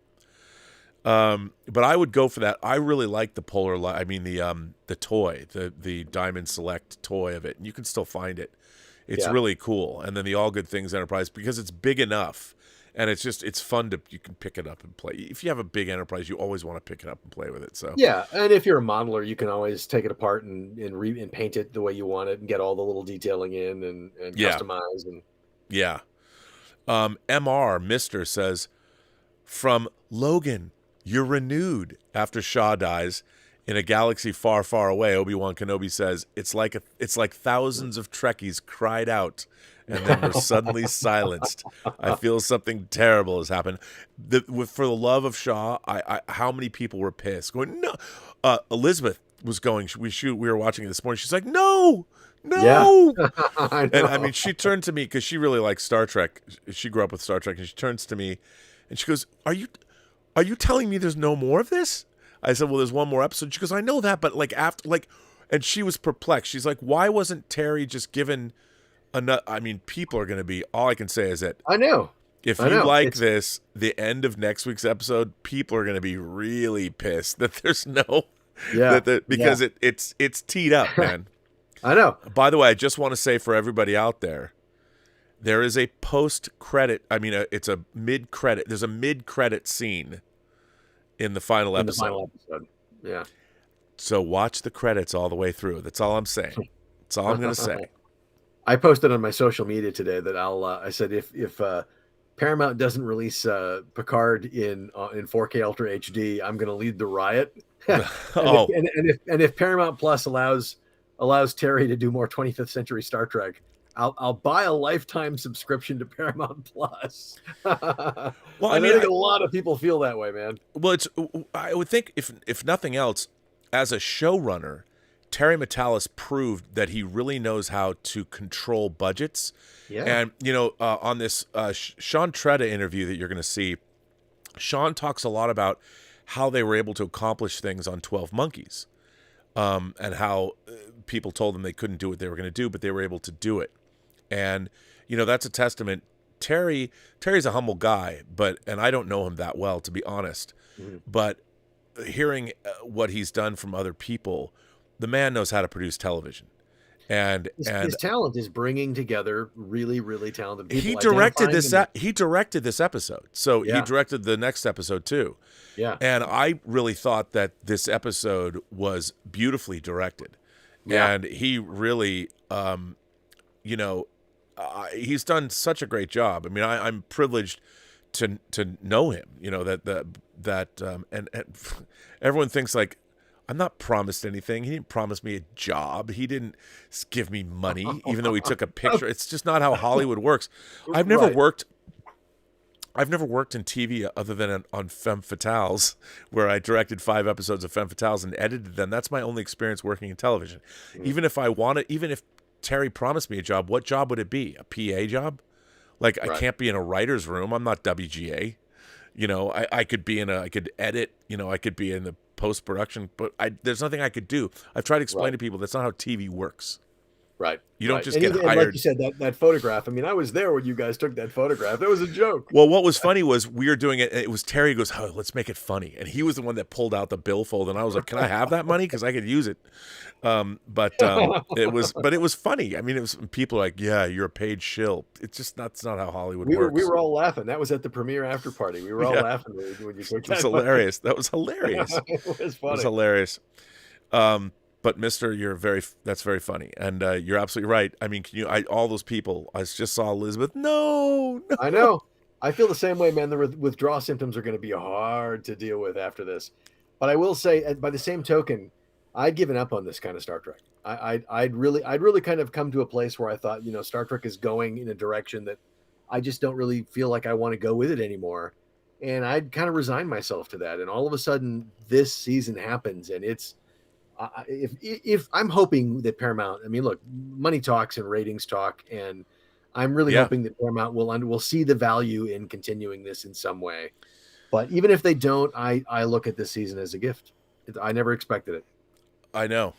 Our favorite British expat in Japan, Lynn Hobday, sends in a tip and says, "Thank heavens for this after show. Still feeling pretty shaken.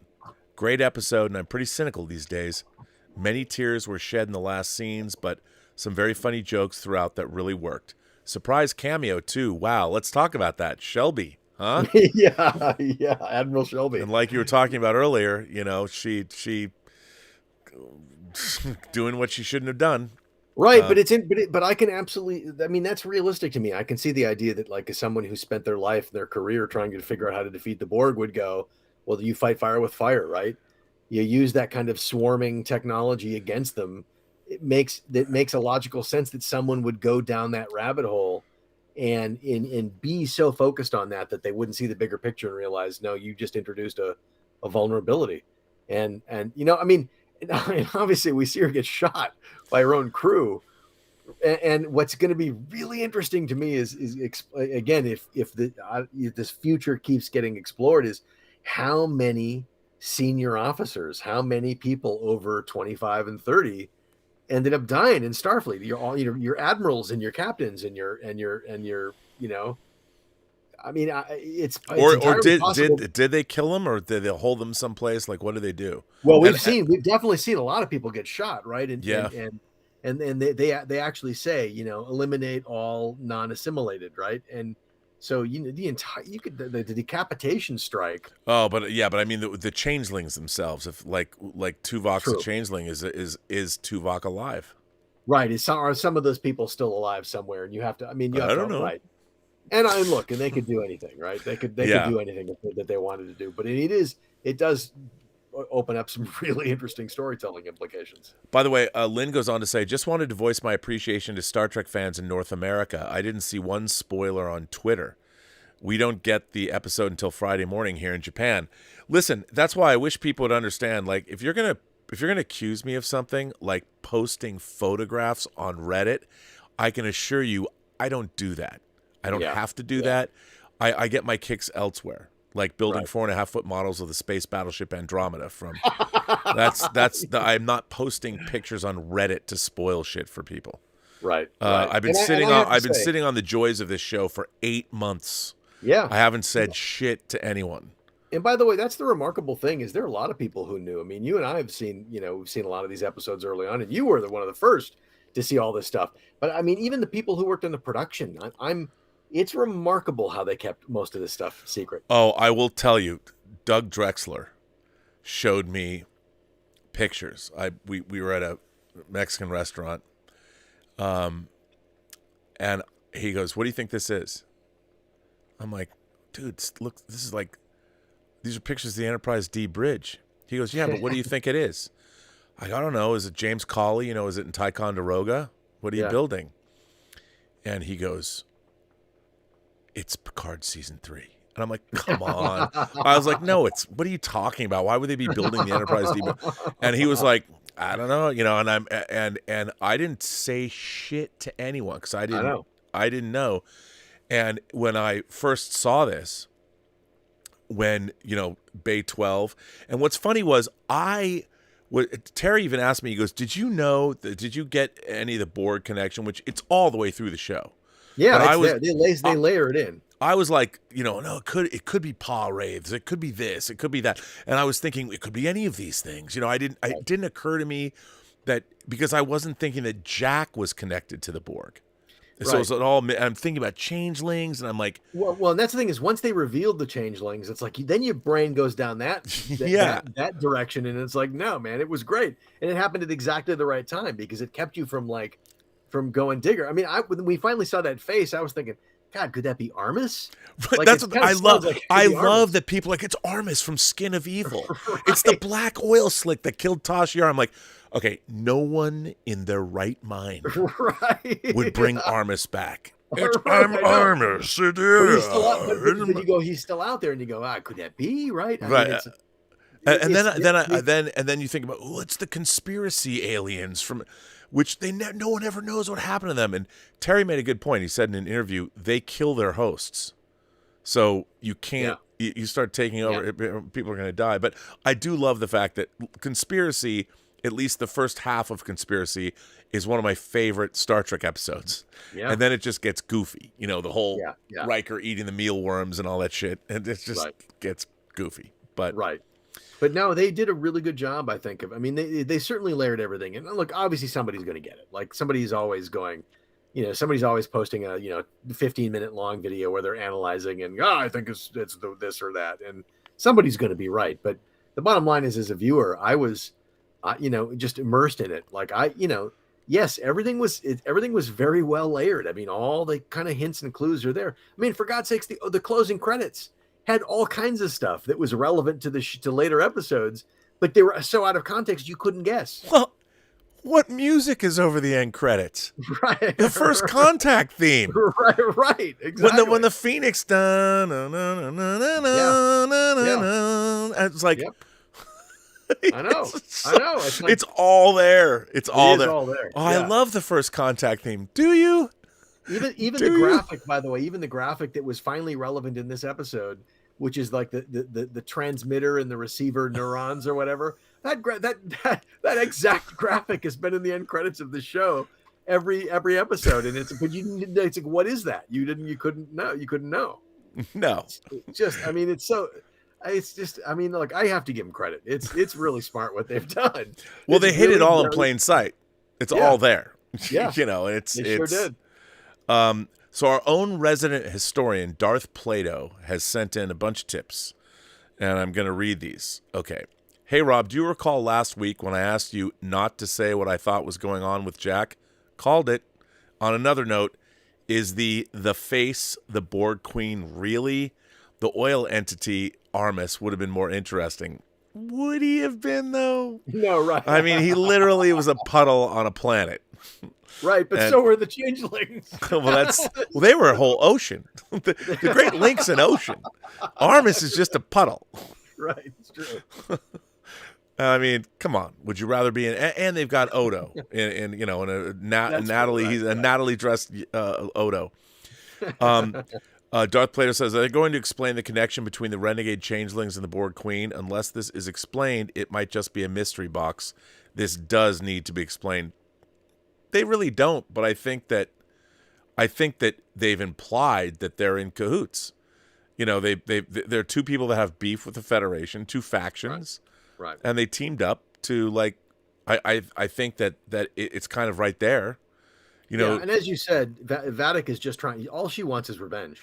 That's it. Yeah, she just wants just sweet revenge. I mean, and the thing is, here's the thing where I don't necessarily think it has to be like, how did Vadic and the Borg Queen meet? Maybe they went on a date. there's your inclusion. I mean, Vadic chose to take the form of her oppressor, and if anything, Starfleet was also oppressive to the Borg. And you got two ladies teaming up to do wreak some havoc. But I understand where you're coming from. Darth Plato says, Reagan once said, if it weren't for the old correcting the mistakes of the young, there would be no state. Picard Season 3 seems to be applying this quite literally. I like that idea. I never would have thought that Reagan could have anything relevant to say about Star Trek, but there you go. Right, but it's true. But this season is, if it weren't for the young, you would have no innovation and no growth, right? And so and this season is definitely about that as well. We've got a whole very literally, we have a younger generation of crew members who are going to stake the future, right?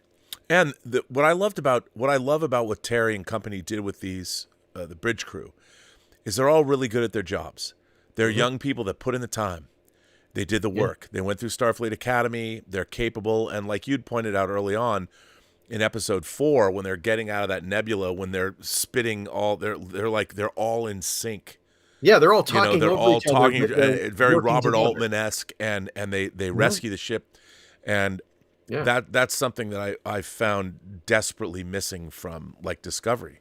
And nobody's not one of them is going, woohoo, man, I'm the best, pilot in the galaxy. Nobody's doing that, right?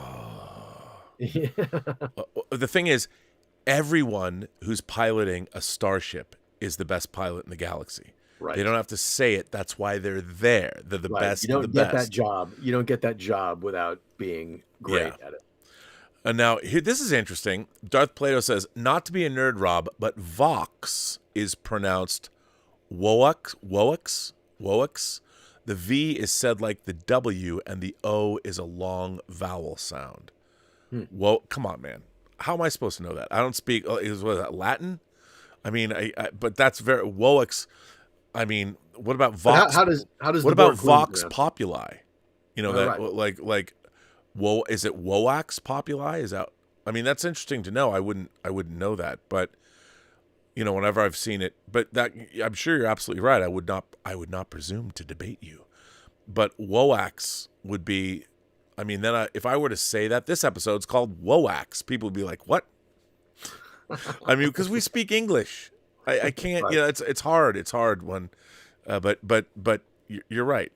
By the way, now, so Darth, but I will defer to you because you are the historian of this channel. Darth goes on to say, there is a difference between an antagonist and a villain.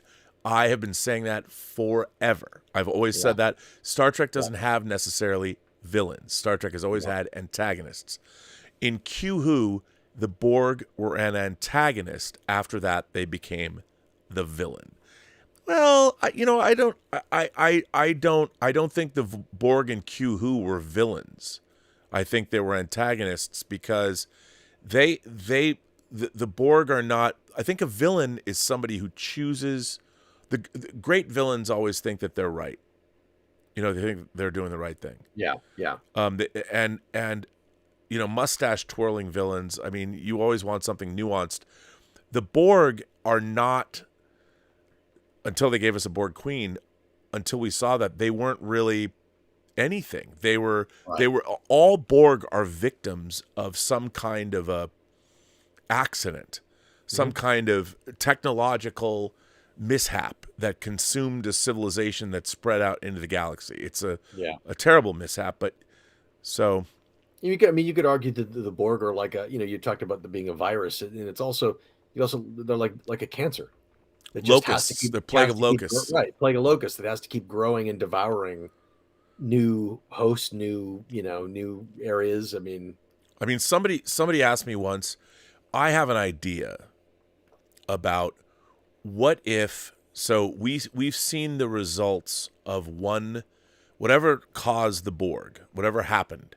We've seen one element of the results of that, where they're assimilating the humanoids that were seeded through the galaxy. Like, here's the thing. We haven't seen the Borg assimilate anyone other than humanoid creatures that are basically bipedal, that if you go back into TNG history, you go to the Chase, the Preservers, the race that seeded the Milky Way with humanoid creatures. That's why so many people look like humanoids in the Star Trek universe. Well, okay, we have not seen.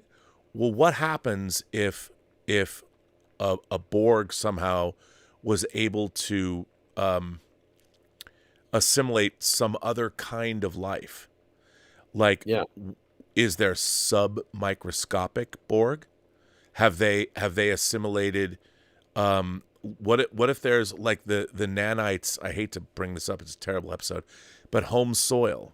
Yeah, the silicon-based life forms in home soil, ugly bags of mostly water. Those microscopic, but they're intelligent. What if the Borg assimilated those life forms?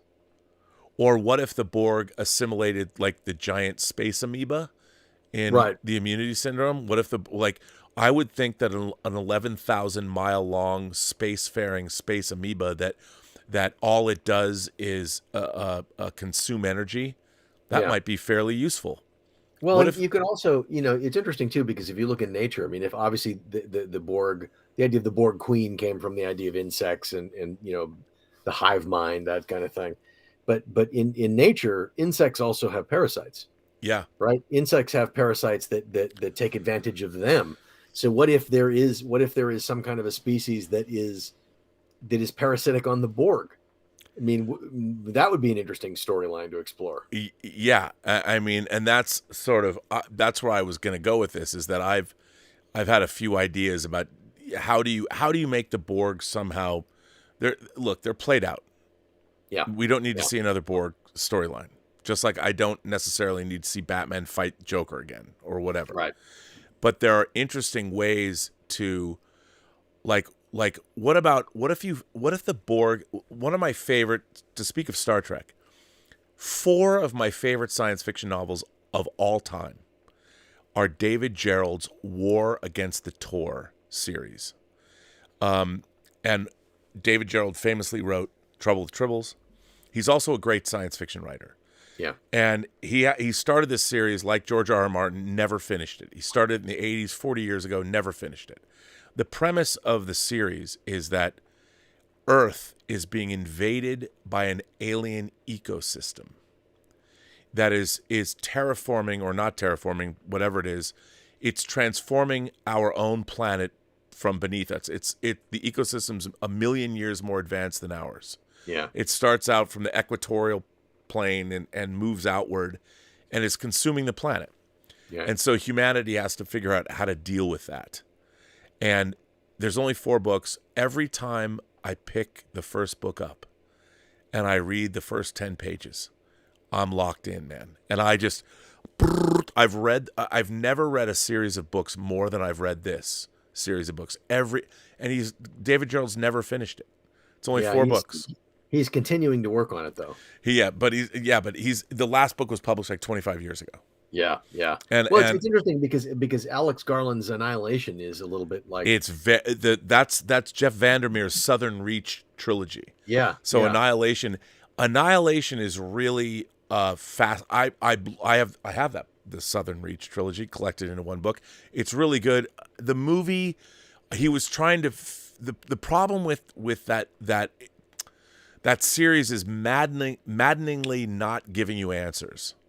Yeah. And I like the movie a lot. I like the whole idea of it. It's changed a bit, but there's much more pulp sci-fi, and the Tor, C apostrophe THORR. Chitor?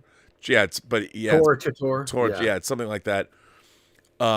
It's far more pulp sci-fi, a lot more. Yeah. But one of the really interesting things about, and it's the 3rd book, there's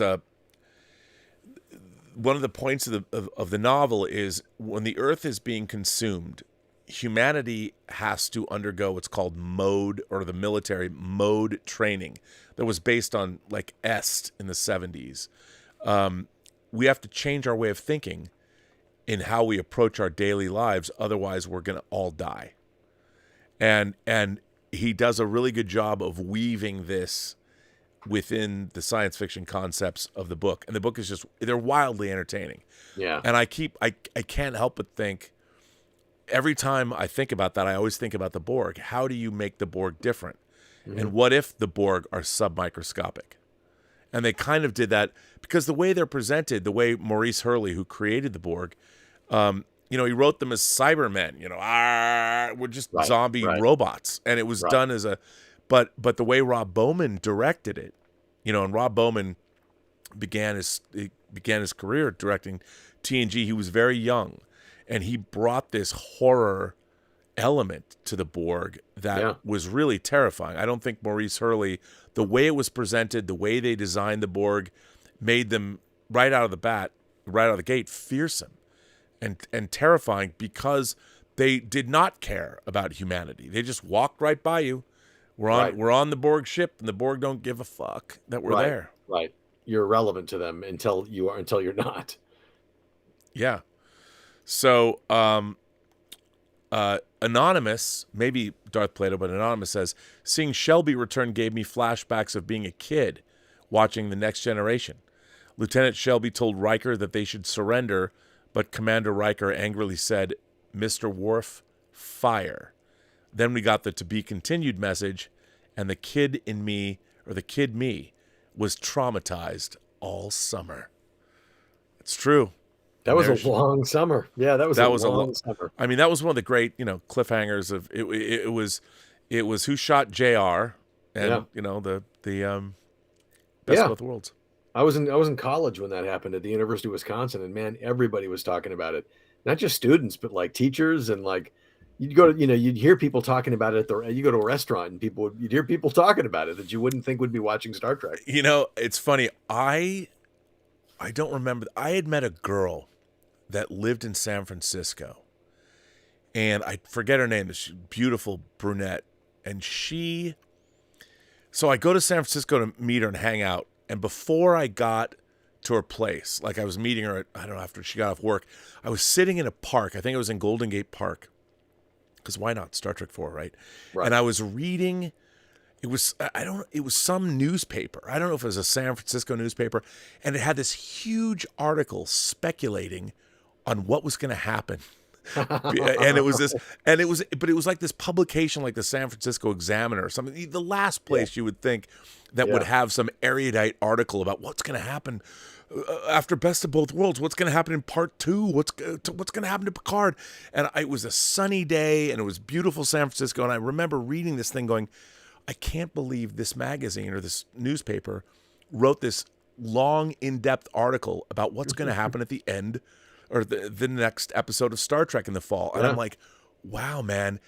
And I was sitting there thinking, this show, Star Trek, is everywhere now. Because it was huge. That cliffhanger was huge. It was a TV event, man. And everybody was talking about it. And it was definitely peak Star Trek in terms of the wider culture. It was crazy. No, it was so much fun.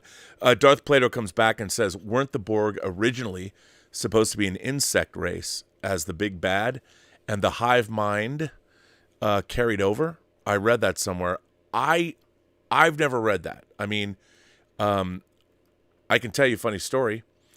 I used to live in Hollywood, very close to KCET, our public television station, and I was a volunteer for their members. You could, when they did membership drives, I would go down and volunteer, and they would pay you to do it. And it was just like 3 blocks from my apartment. So I'm doing the membership drive, and you have to call people who had already contributed. This is a true story. I kid you not. So you're rifling through them, and then you call the number, and you look down Mr. or so-and-so, and I'm calling the number, and the name on guy answers the phone, hello, and I look down, and it was Maurice Hurley, the creator of the Borg. This was in '93 because Deep Space Nine premiered while I was working at KCET, and I literally go, I said, "Are you the Maurice Hurley?" And he's like, "Well, I don't know. Who are you?" I go, "Hi, my name's Rob Burnett. I'm calling from KCET, the public television station, to get you to re-up your membership. But are you the Maurice Hurley who created the Federation's most fearsome opponents, the Borg?" And he says, how do you know that? And I'm like, well, you know, and I talked to him for like 20 minutes. And it was the most random, crazy. This is why Star Trek has always been a thing in my life. Yeah. This is an absolutely true story. And he did up his membership. I think he gave me $100 or something. That is such a Rob story. That's a true story. Dude, that's just so perfect. It was totally hilarious. And what was funny was, you know, you're supposed to stay on the phone because it's like turn and burn. You keep it going. And my supervisor came over and he goes, I really hope he re-up, whoever you're talking to, re-up their membership. Oh, I was like $100. And he goes, $100? And I think that they would award the person who got the most money that I don't remember if this is true or not, but I think I did win. I only won twice. I think I won the night that night because of Maurice Hurley. Because of Maurice Hurley. And he's passed away. But that is a true story. That's a good story. So there you go. Jermaine King sends in a tip and says, Rob, Terry shot down everyone's guesses about Jack last week on Twitter, but then I tweeted this. Maybe Picard isn't Jack's father. His true father is Locutus. I didn't get any response from Terry, and he continued to respond to everyone else's tweets. Well, Jermaine, I would take that as a badge of honor, sir. Absolutely. I think that is amazing. You know, Terry's been pretty good. I mean, how many showrunners do you get, you know, answering as many questions as Terry has been answering? Yeah. It's you know, that's more power to him for doing it. There is a lot more. If you let's see, I am going back up here. Wow, we have a lot of people watching tonight. I want to thank everybody that's here. I mean, wow. So I mean, I mentioned it on the bits earlier that we were going to do this. So I'm hoping. So there's a lot of people. Good. I'm trying to figure out where we're at. Thomas Bartoli has been a member for a month. Thanks, Thomas. For those of you who are members of the channel, know that this Saturday is a member call. We start at 11 o'clock Pacific time, and I'm there. And the longest we ever gone, I went 7 hours once. So what we do in these member calls, everybody piles in. We have a live chat going, and everybody raises their hand, and you get 7 minutes. You can yell at me. You can ask me questions. You can scream at me, whatever you want. I promise not to yell or scream back. But they're so much fun, and they happen bi-monthly or bi-weekly, every other week. So looking forward to it. So if you're a member like Thomas is, join us this Saturday, 11 o'clock Pacific time. Join us. If you're a member of the channel, it's great. So much fun. Jono D says, Rob, would love to passionately debate you about the Borg in First Contact and Voyager someday. I'd love to offer some counter arguments. Love your work, by the way. Hey, I'd love to hear it. I'd love to hear counter arguments. Good Tea, Nice House, from the great third season TNG episode The Survivors, says, I just mentioned this on Trekyard's live stream that they should have had a de-aged Tasha Yar as an emergency hologram tactical officer on the Enterprise D. I love that idea, but the problem is they weren't even going to let Terry bring Moriarty back because the money you have to pay. It's expensive. But I love that idea. And it's interesting. The Alex Krieg's voice is the voice of the Borg Queen, but like she doesn't appear on screen. Mm-mm. So no, because they couldn't afford it. Right. They can afford it. But it's cool that she agreed to do the voice at least. Yeah, she's great. But also, I mean, how old is Alex Krieg now? I mean, do you remember Ghost Story, the movie Ghost Story? She was in that. Yeah. And that was like 80. So, I mean, I love her. She's fantastic. Mm-hmm. I worked on a movie that she worked on. I worked on Mick Garris's Sleepwalkers. She was also in, if I'm not mistaken, she was in Children of Dune, wasn't she? I think she was. Alex Krieg took over the role of Lady Jessica in the sequel, Children of Dune. Yeah, absolutely. So Good Tea, Nice House. There you go. I like that idea. Son of John says, I won't forget the moments that every YouTuber interested in making a video about what is Jack Crusher had us all citing the Borg, the Pa Wraiths, Armus, Gary Mitchell. changelings, etc. Well, that proves that, you know, to have that much engagement, people were excited. They're wondering what's happening. Yeah. You know, I think but the show did telegraph what it was doing. And if they were the paw wraiths, Picard would have been like, what are the paw wraiths? Right. You know? Right. Our friend Mikey Lito says, Mr. Kurtzman is scheduled to appear at the IMAX event. And he did, you know, to be fair, he did speak in front of our premiere event at the Chinese. He did. And I mean, and I hope, you know, I really honestly, I hope there's no bad blood. I really hope that he. Well, he hired Terry. Alex Kurtzman allowed, and by the way, from what Terry's told me, Alex Kurtzman backed Terry up when Terry needed backing up. Yeah. You know, so, I mean, I hope Alex is like, you know what, this was good. We should absolutely incorporate this. We should take advantage of this. We should find a way to do something here. I mean, it would be the smart thing to do, and it's look, he's got to recognize good Trek when he sees it. And look, you know, you got to give people recognition for what they do. I mean, I did think that Kurtzman's and Jenny Lumet's Man Who Fell to Earth with Chiwetel Ejiofor is very worthwhile. Yeah, I think it was great. You know, did you get the 4K of Man Who Fell to Earth? I did. You did it in the Steelbook? Yeah. Yes. You know, I love the film. It's cool that he made that sequel, and you got to give credit where credit is due.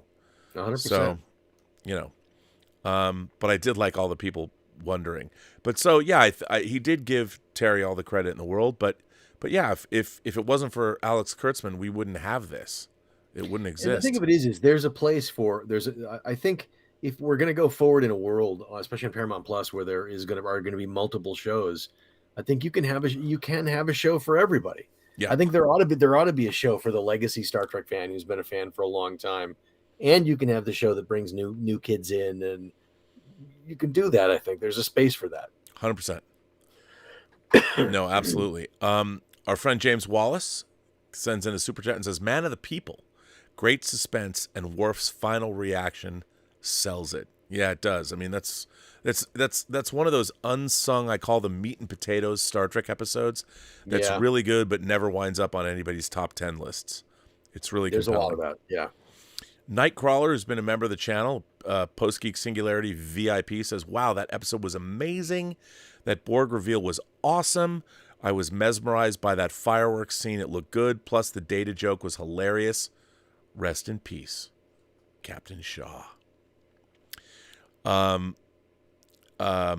Yeah. I mean, what a great show. And you got to give Stashwick credit too, Todd Stashwick. So first of all, good. he's a good guy. Stashwick is the social man. media. He is the man. Yeah, and he's out there like he's playing along, and he's talking about, I would totally be down for a Captain Shaw Titan show, right? I mean, it's like, you know. Oh, it's fantastic. I mean, I'm so glad to see him getting the recognition he deserves for. Oh, totally. Chairman Meow says there was a trans episode of TNG when the androgynous race was asking about Riker's sexual organs. Actually, that's a pretty groundbreaking episode of Trek. It is called The Outcast, and it's a season 4 TNG episode. And in that episode, the Enterprise is visiting a planet that it's an androgynous race with no gender. And in it, there's a character named Soren who feels that they're female, and they have female yearnings, and Riker falls in love with them. Yeah, and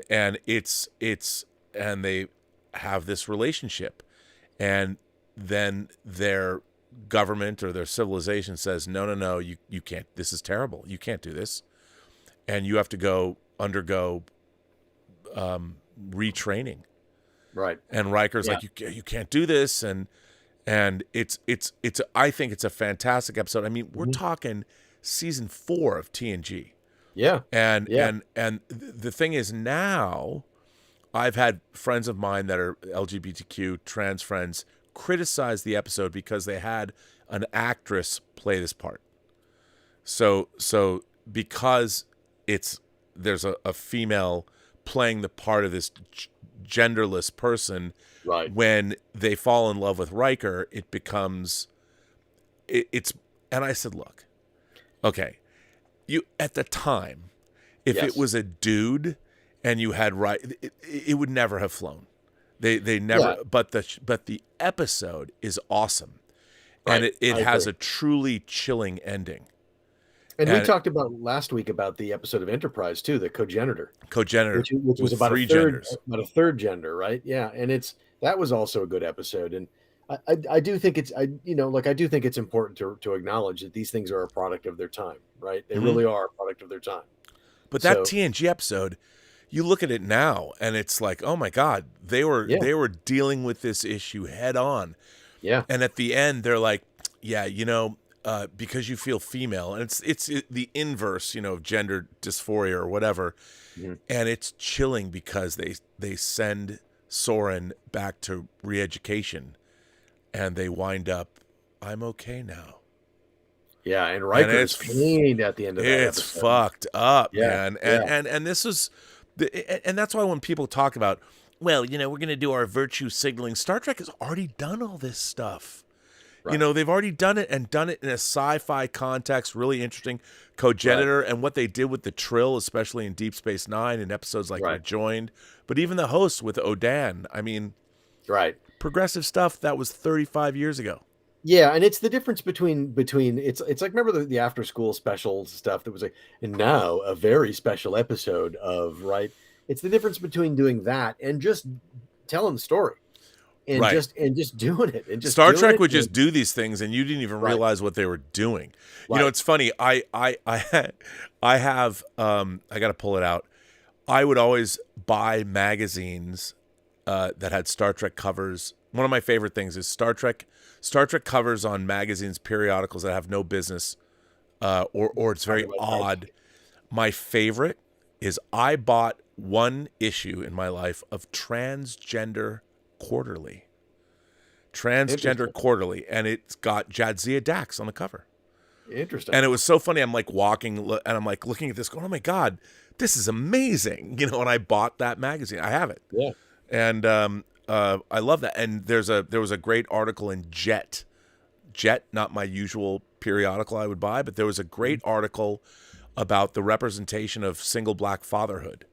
Yeah. And I think Sisko's on the cover of that issue, and you realize Star Trek matters, man. It gets out to people, and it means things to marginalized groups because of its sincerity. Yeah. And now, but we lived in a world where there was no performative activism. Activism. Right. That's exactly right. Without social media, there's no place for people to kind of virtue signal and that kind of stuff. But it's like Star Trek has been telling these kind of stories for a long time, and they really do matter. They absolutely matter. Yep. And it should continue to tell these stories. Absolutely. Mm-hmm. Mm. This is very funny. Tom, our moderator, says Troy is going to be one busy counselor with all of those young Starfleet kids who have now murdered all of their elders after the Borg spell wears off. Hopefully their elders were able to escape. Let's hope so. Right. But remember, it's only Starfleet, so yeah, they might have lost. People are going to die, but you never know. Dig 75 says TNG movies should have been like Picard season 3. I agree. I mean, the structure, it was very well thought out, very well considered. Yeah. But again, it's like a product of the time, right? I mean, Berman and they were all getting kind of weary of Star Trek, and you had writers that had really worn themselves out on writing episodes of Star Trek that kind of continued to do the same thing. Most of those TNG films feel very much like big episodes of Star Trek: The Next Generation. Yeah, they never like feature films. No, and they never changed the format. Like, they should have done something totally different. Yeah, stylistically, but they didn't. But I will say this: those Blu-rays or the 4Ks are great. They sure are. I mean, and you know what? I like Insurrection a lot more than most people do. I think there's a lot to like in that movie. I really like the relationship that Picard has with Ange. I think that's a genuine. Yeah, and I really kind of like the exploration of the Romulan Empire a little bit too, right? I mean, that's the last time Nemesis. It was Insurrection. You're talking about yeah. I mean, that's a little harder, bit of a harder sell for me, that film. Yeah, no, I know. Insurrection is. I wish the there are aspects I like of it, but then you have a great actor that is just buried behind makeup. Yeah. So it's like he's just like, well, the Baku village is like you have a whole planet. yeah, Like if the Sona wanted to create a metropolis like Manhattan on the other side of the planet, who would know? Like Right. it's like why would you destroy the just move there? right, Like right. the Baku, Right. they have one village next to a lake, and there's Right. like 500 people there. Right, and that's Like- right. They established the fact that it's only like the whole civilization is like 500-600 people. Yeah, just build on the other side of the planet. nobody would know. And Right. Or they it- might not even care. You could go to the Baku and say, "Hey, listen, guys, do you mind if we build on the other side of the planet?" Problem solved. or they could build the greatest spa in the galaxy. Come feel rejuvenated for real. You want to live Right. or move here and live forever. I mean, it's such a weird, and the idea that we're gonna gather all this. Like, here's the thing about ecosystems. Like, just because you take the energy away doesn't mean that it's gonna work. You have an ecosystem that, for whatever reason, is perfectly balanced.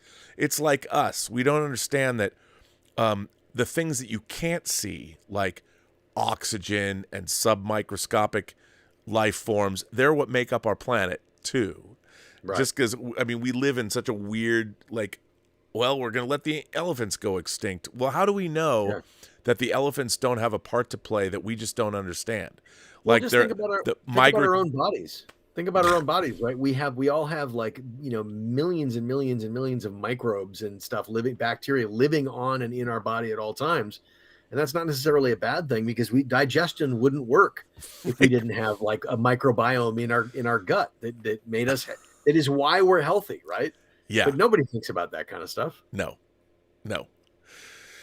But science fiction does. It sure does. Arwick said, could we ever get a new season of TNG? I think not. Probably not. I don't think so. This is the end.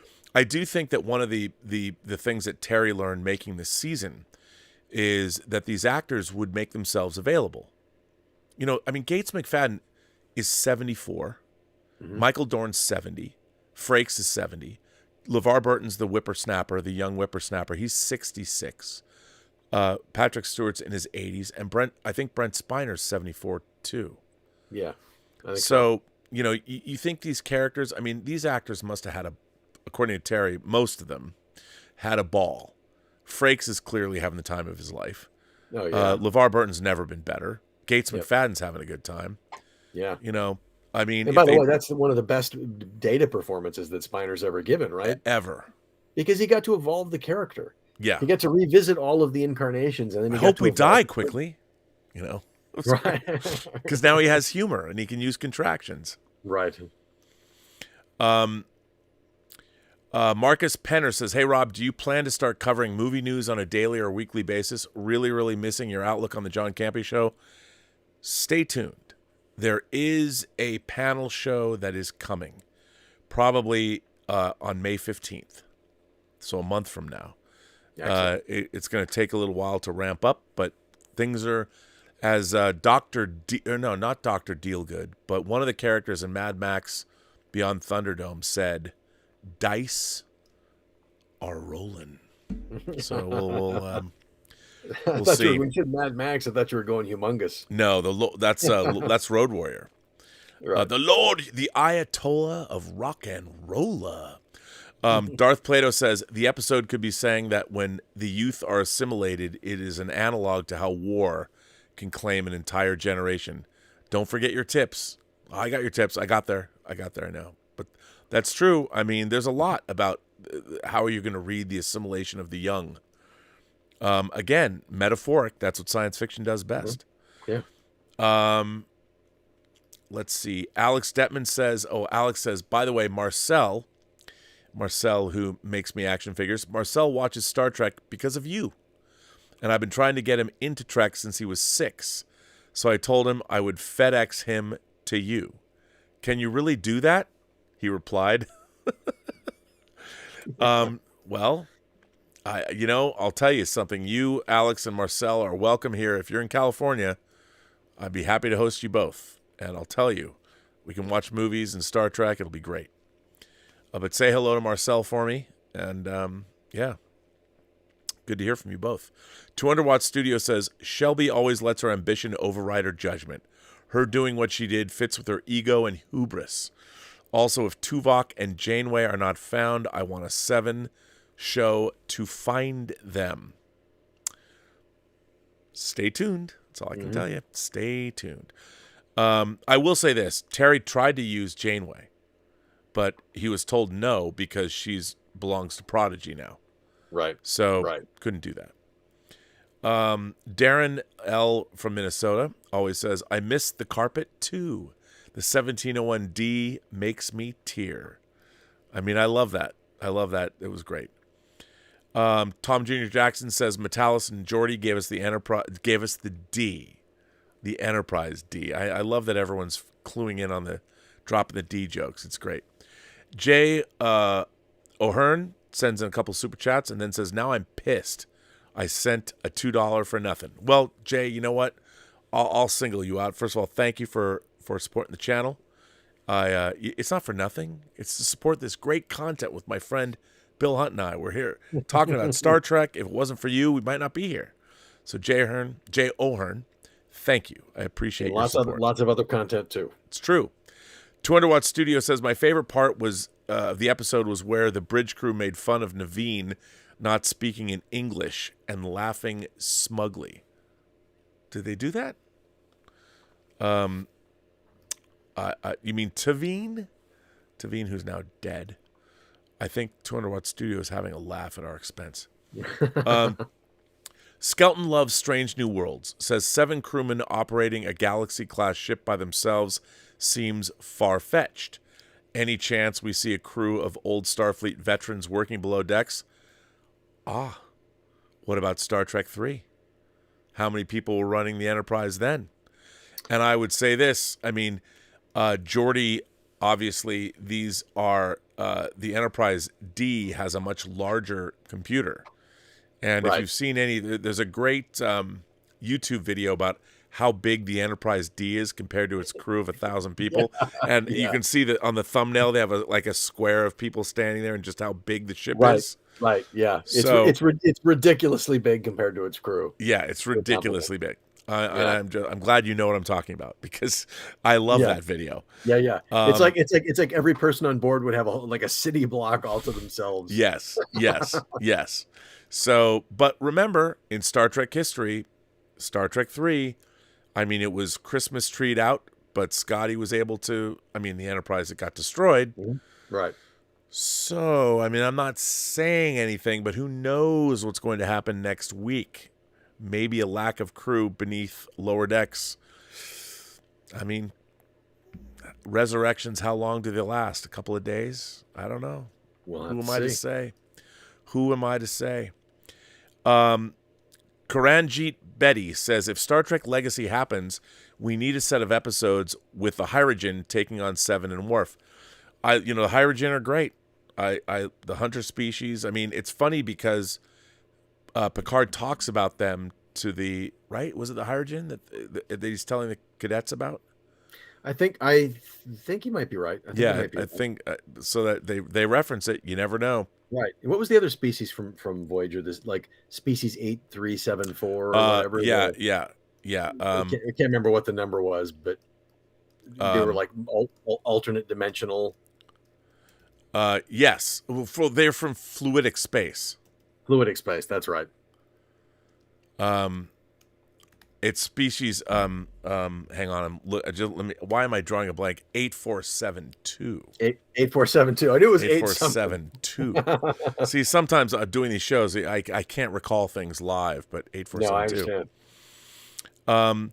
Swack Props, our friend Cal, all the way from the far, far, far across the international dateline, says it's Boomers versus Gen Z set in the 25th century. I love it. That's actually pretty funny. Now I want to ask Terry if that was the intent. Arvel Whitaker says, I found the concept of species 8472 disturbing. Even the Borg were cautious of them. Yeah, that was the idea of fluidic space. Right. I always thought that's maybe where the space amoeba came from. Right. The species that the Borg were actually scared of. Yeah. Right. Yeah. I mean, there was great stuff there. Mm-hmm. And there's still great stuff. That's the thing, is there are still great ideas in the franchise that haven't been explored fully. Yeah. Oh, totally. And there's room for a lot of other cool new ideas too. Jermaine King says that message was from me. All right. Thank you for that. And Chairman Meow says there was a trans episode of TNG where the androgynous race was talking about Riker's sexual organs. We did that already. Mm-hmm. Yes, that would be The Outcast, season 4. Dadpool on YouTube says gifted 1 Burnett membership. Dadpool gifted membership to somebody, so thank you for that. I appreciate that. That's very nice. Son of John says it was good seeing Admiral Shelby, but I would have rather seen Admiral sheer fucking hubris, that played by Anne. Why am I drawing a blank on her name? I'm getting old, man. From the first season. Yeah, of sheer fucking hubris, who was in The Hunger, and Tequila Sunrise, and why I can't remember her name off the top of my head. I'm dying here.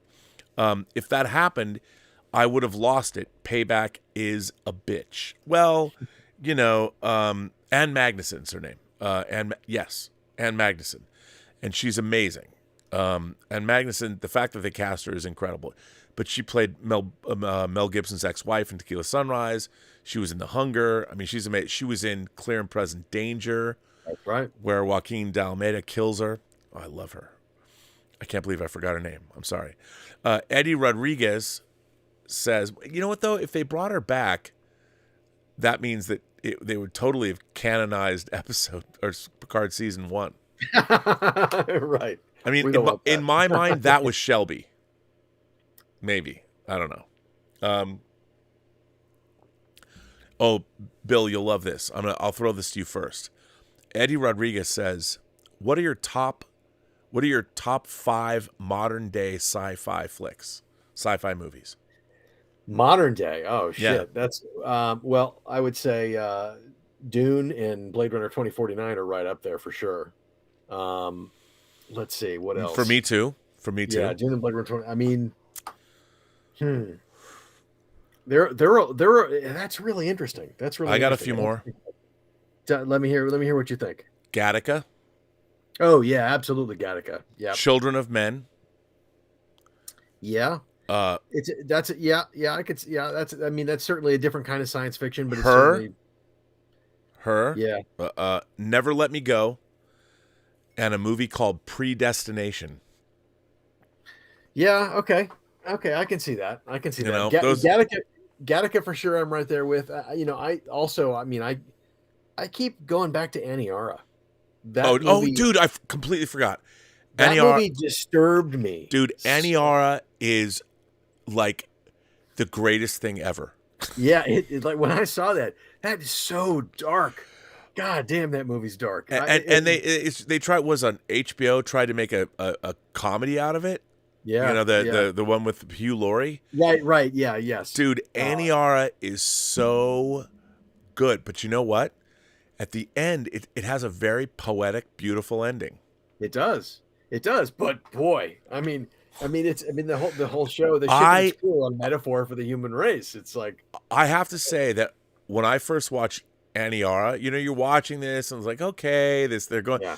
There was a point when we knew what was happening, and I literally was like, I was in a ball watching this, going, they don't know what's happening, they don't get what's going on, and well, we're a little off course, and when we get to a stellar body, we'll whip around it and use gravity assist. I'm like, there isn't any. Like, what do you?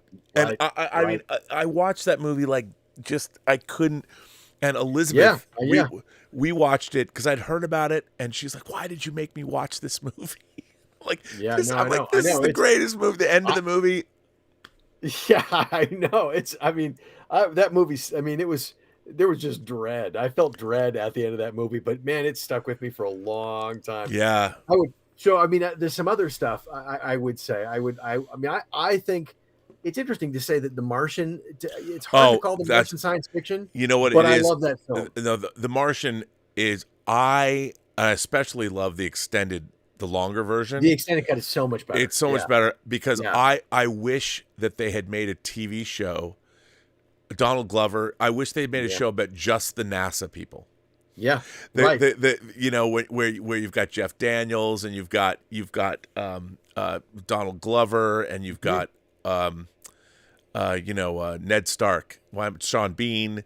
Yeah, the NASA, and then I love the head of the Chinese Space Agency that did. Yes. What I love about that movie is that it shows collaboration in space between America and China, right? Which is something that should happen at some point.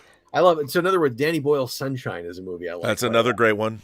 Yeah, I mean that's a great movie. A movie that also really deeply creeped me out, but Under the Skin. You know what? Movie, based on Michael Faber's novel that I've actually read. He also wrote The Crimson Petal and the White. Yep. And he wrote another book called, I have to look up. Wait, where is it? There it is. He wrote a book that everybody should read this book. Michael Faber, who wrote Under the Skin, wrote a book called The Book of Strange New Things. It's a science fiction novel. Everyone should read it. Yeah. Yes. It's funny because you can't see it, but it's over there. It's one of those books. I have that in my ebook reader here. You got to read it. That's on the list of stuff. And also there's another book called The Sparrow that I recommend everyone should read. That they're supposed to be making it. Somebody big was making a TV series out of The Sparrow, and I haven't heard anything about it since. No, that's a fucking killer book too. Yeah. And I'll tell you a movie that's grown on me. I wouldn't say it's one of my favorites, but a movie that's grown on me a lot is Interstellar. I have problems with the end, but I did too. It's a beautiful movie. Well, the original script was great. The original version of the script was great, but they really kind of dumbed it. Did this whole like love conquers all thing. Well, and love is the fourth dimension. Right. I mean, he decided, and I it's okay, but I like when they found the Chinese outpost and all. I love Jonathan Nolan. That was Spielberg was originally directing that, and Jonathan Nolan, Christopher Nolan's brother, wrote the script. Yeah, and the original draft of that was really good. It was really good. I loved it. Yeah, and it's just the ending is so different, but it's got when they go onto the planet with the waves, and I love all that, and the depiction of the black holes and it's great.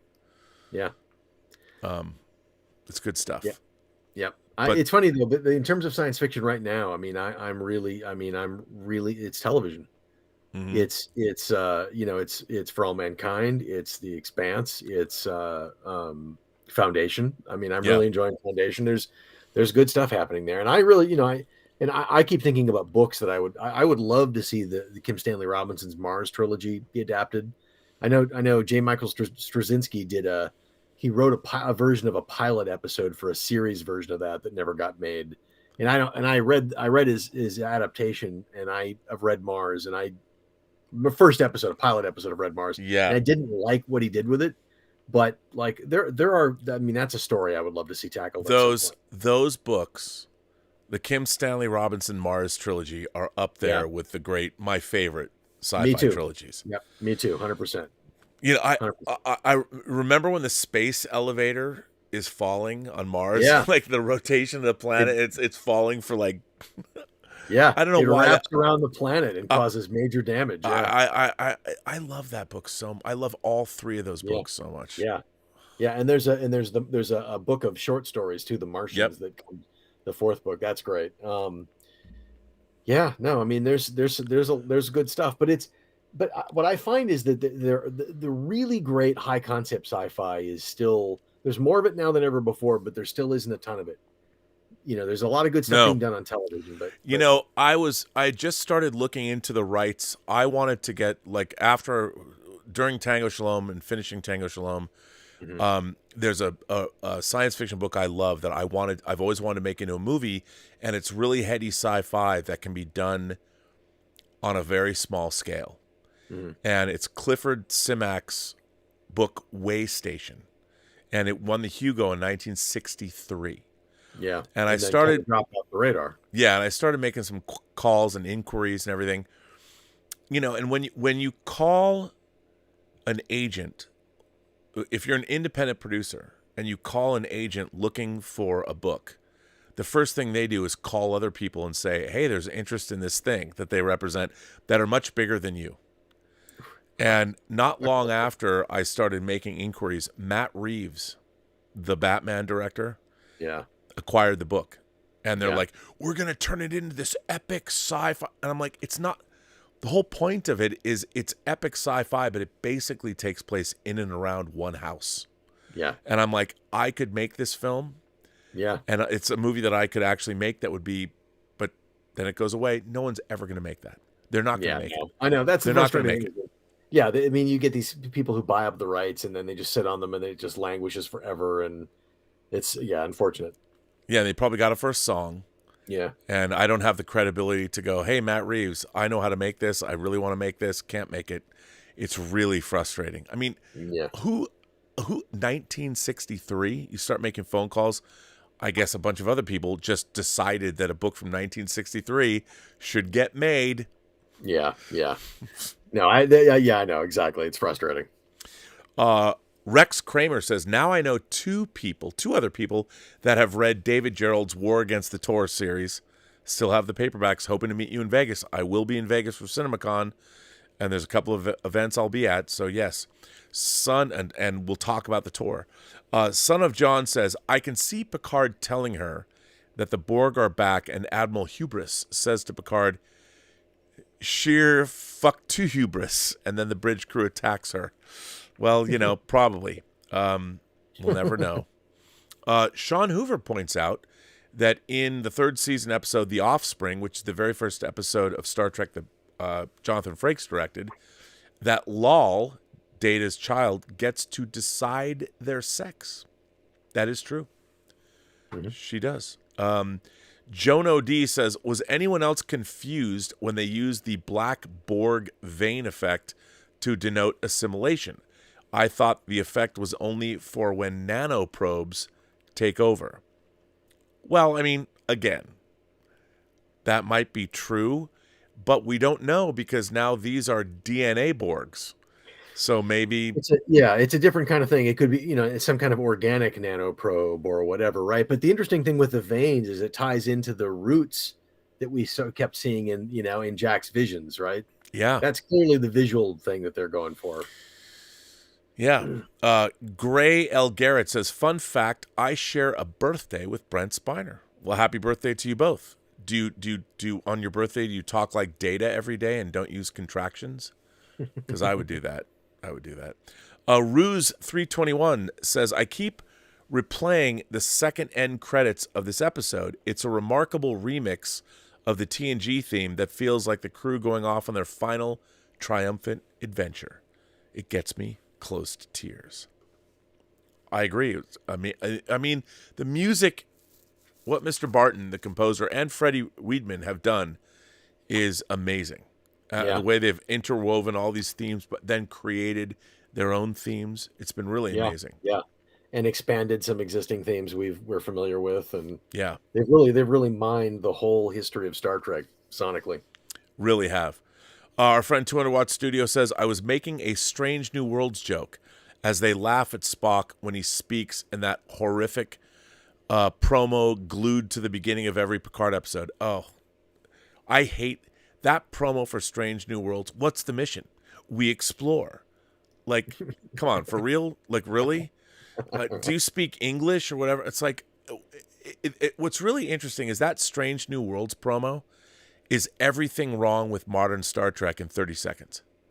And it plays before Picard. So there's I mean, that's what they think Star Trek is. Like, that's basically every 5-year-old knows that's what Star Trek is. And then, of course, number one laughs. Let's make fun of the Vulcan. He he he.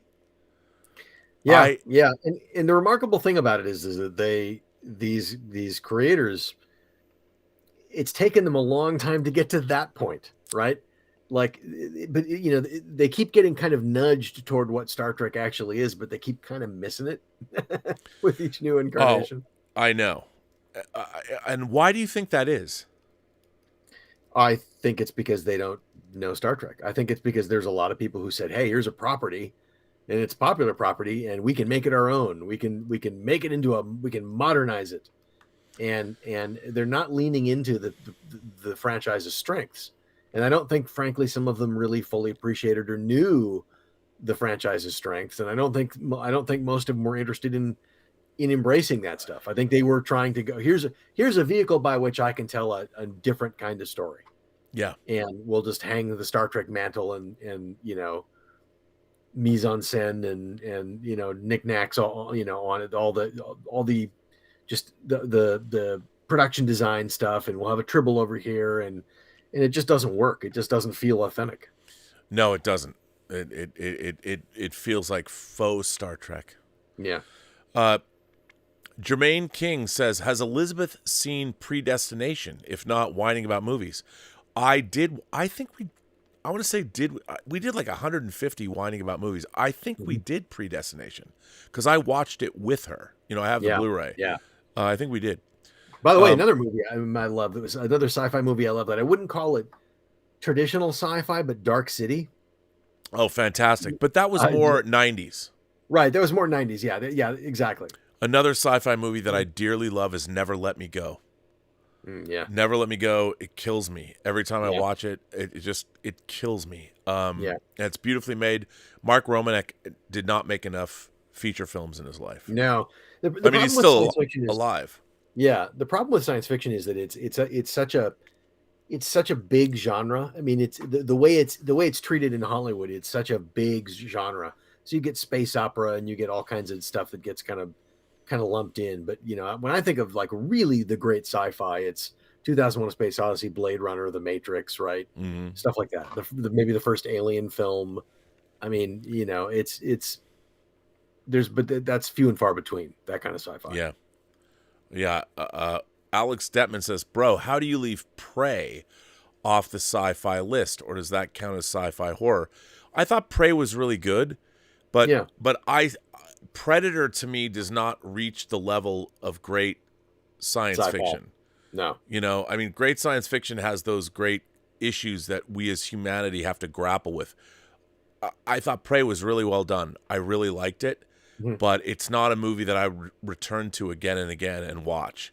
Right. Whereas Never Let Me Go, Gattaca, all Children of Men, I find myself returning to these movies again and again and again because of the human experience. And by the way, Gattaca is a beautiful film. It's so gorgeously filmed. And the music. Yeah. Yeah. Oh, yeah. It's so good. Scott Bartholomew says, I miss the Trek universe novelization market. Yeah, they basically got rid of it. Unfortunately, like so many other things, the Star Trek Litverse, Star Trek Picard killed it because it was contradicting the books. And we got the Coda miniseries because of it, which I really liked. But I have to tell you, I bought Star Trek novels since I was a little kid. And the Star Trek Coda books are the last Star Trek novels I will ever buy, even though some of my favorite novels. That was good money. I mean, they were making good money with those for a long time. I mean, they obviously continued that business for a long time because it was profitable. Well, the Litverse, continued the Star Trek universe post-Nemesis, post-Dominion War for 20 years. Yeah. And there were some great stories. I mean, the Deep Space Nine continuations, Kirsten Byers' Voyager continuations. And the Post Enterprise continuation and as well. Post Enterprise, they did so much. They did a Romulan War story, and it was too bad that because of Picard, the 20th century, and no one cares about books. I get it. At least the writers did Coda, and Coda was a lot of fun. But the weird thing is there just isn't Star Trek just isn't the kind of thing that it seems to be. They're not really focusing on selling products anymore, like tie-ins and prop replicas and things like that, as much as they used to. That business seems to have kind of just evaporated. It's weird. Well, there's still things like Playmobil just came out with their big Klingon Bird of Prey. Tomy had their crowd-funded Enterprise that's coming out. Exo 6 has been doing a great job with the action figures, the large action figures. And stuff. The museum quality. I mean, but Playmates is kind of done now, isn't it? Like Playmates is done. Eagle Moss. Well, Playmates started a new line, but I don't know how well they're selling. Mego, the revived Mego, is selling all different kinds of Mego figures. I don't know how well they're doing. The problem is that whole market. Kids, one, don't play with toys anymore. They're playing with video games. Yeah. And two, adult collectors have moved over to high-end, whether it's Hot Toys, X06 is doing they're killing it with their Star Trek figures. Yeah. Yeah. It's just a different.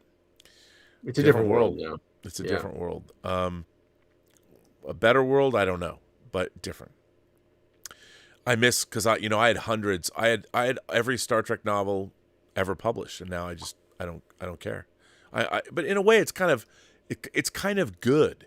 I mean, Star Trek is 57 years old this year. Yeah, it's older than me, and it's like it's okay. Like, give it up. I mean, I feel like I was done after Picard season 3. I'll still buy spaceships or Eagle Moss models if they come back or whatever. But I think I'm done with Star Trek. That's how I felt. That's how I felt after that third Abrams verse film. I just felt like, okay, I can't hang with this. And I tried, to give Discovery and Picard season 1 an open mind, and I can't say I'm not going to say I hate them, because I'm not going to waste my energy hating anything anymore. But it felt like this is not a world I recognize, and it's not. I don't think it's for me anymore. So to get this season of Picard was kind of lovely, a lovely surprise. Yeah, I mean, I hope they recognize the value of it and do more. But the good news is there are a lot of other good things that are happening right now with science fiction. There's a lot of other great stuff that's happening. So seeing like the care, the funny thing about I think the thing that frustrated me the most about the Kurtzman era of Star Trek is I didn't feel the people that were making Star Trek understood Star Trek. Yeah. And there's a lot of talented people working on Star Trek, but I feel that they have a cursory understanding of what it was supposed to be and a cursory understanding of science fiction. And especially that. Yeah, and I when I was watching it, I'm like, and I'll tell you, I keep saying this, but in the second season, when the Red Angel, when they talk about the 5 lights or the 7 lights that illuminated across the galaxy all at once, at the same time, I'm like, guys, there's no like satellite above the Milky Way that can see the Milky Way all at once and see these things. I'm like, you have such a non-understanding of the distances or anything involved that and when you see the internal, the roller coaster, turbo lifts. Oh, the turbo lifts. Yeah. And I mean, the thing is, I look at this stuff and I'm like, you're telling me you're all idiots. Like you're showing me things, and I'm like, I want to like what you're making. I desperately do. But when you show me those kinds of things, right? This is like rudimentary. It's all terrible, and you're showing me you don't even understand starships that their warp nacelles aren't connected to them, and these weird decisions. The mycellular network. There is no mycellular network in the vacuum of space. Where do you think you're going into and transferring wherever to the rest of the galaxy? Like, come on, man. And when I see this stuff, I'm like, there's even a fight scene in a turbo lift, and there's all this empty space. It's not a fucking Star Destroyer. It's a whole different universe. Pick up a blueprint. I mean, turbo lifts are enclosed. There's not empty, wasted space in a real starship. Yeah. And I watch this and I can't look at it. I can't. And people, like, I get accused of being a racist or something. I'm like, man, I can't even get past 5 lights being shown in the Milky Way galaxy. I haven't even gotten to the race. I don't care what the race is. The people that are making the show are showing me. Yeah. And if these rudimentary things about the stories they're telling me are worthless. And that's how I feel about it. Yeah, that's exactly right. I feel the same way. I mean, like I every time I hear somebody go, "Oh, this is all too woke," I kind of cringe, because it's like, that's the laziest criticism in the world. That's not why I have a problem with any of this stuff. It's just not good Star Trek. They're just, like you said, they just every week in and week out, they just show me that they don't understand this franchise. Like, not just Star Trek, but basic science. The structure of, if you built a spaceship, how would it? There's no a bunch empty space in a starship, right? I mean, the corridors on the original Enterprise and TOS are too big, but it's okay. I go with it. That's fine. Gray L. Garrett says, no, it's Groundhog Day, so I watch the ceremony and the movie every year.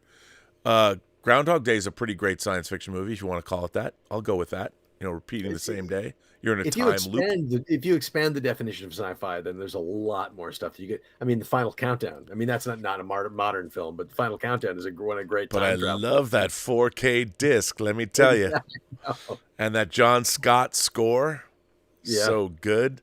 Yep. Dun dun dun dun dun dun dun dun dun dun dun dun dun dun dun. So good. People are like, what? We're devolving into fanboys. A 200 Watt Studio says 11 o'clock at night. What do you expect? And frankly, isn't the Strange New Worlds promo racist toward Vulcans, laughing at Spock and mocking his way of speaking?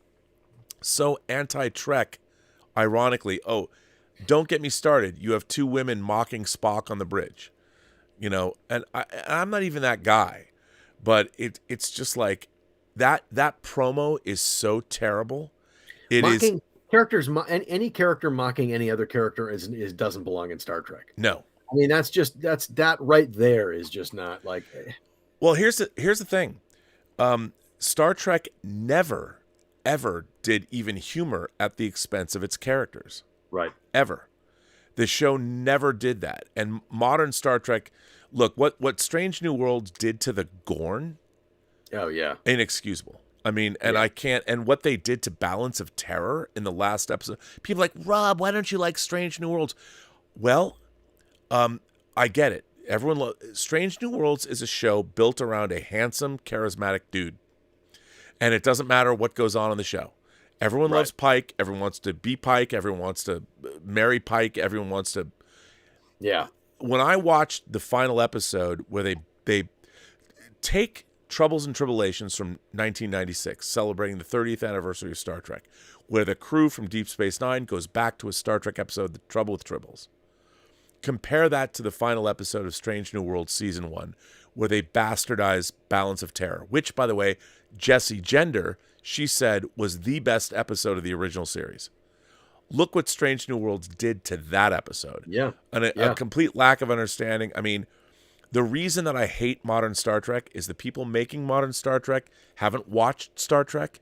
And if they have, they don't understand Star Trek. Or they don't appreciate it. Don't appreciate it. And it's really, I think that, and there are people that, and I've always said, there are people that are going to come to Star Trek for the very first time seeing these shows, and they're going to see things in them they haven't seen before. That's good, because it's still Star Trek, and the rest of Star Trek, which hopefully they will discover, stands on its own. You don't need me to tell you to like something or not.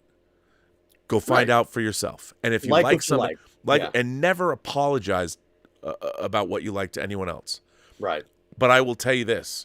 I think modern Star Trek is in my mind, a metaphor for where America as a country is at right now. And I think that Star Trek used to represent the kind of place we all wanted to live.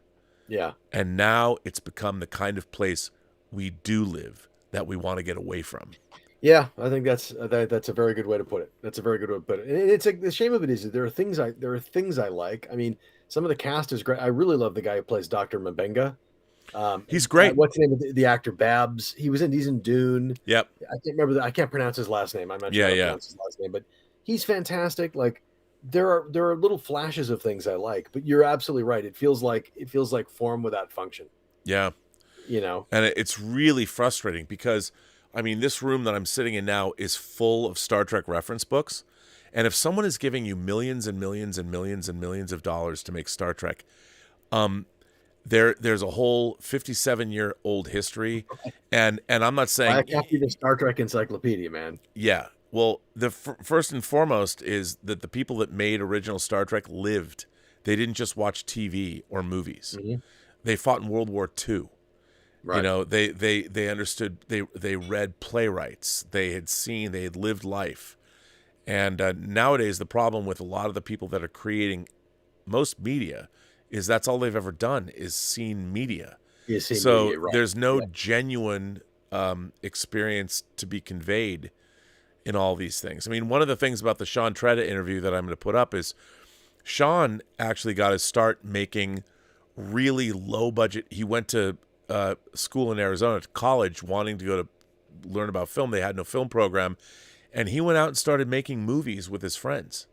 Yeah. And got some distribution, and he's got a great, interesting story. I'm sorry that it didn't work here, but hey, man, it would have interrupted our conversation. And it'll be on there. It'll be on there for people to watch tomorrow. Yeah, I'll put it up right after the show's over. Excellent. So Bill, I think that we have come to the end of. Oh, wait a minute.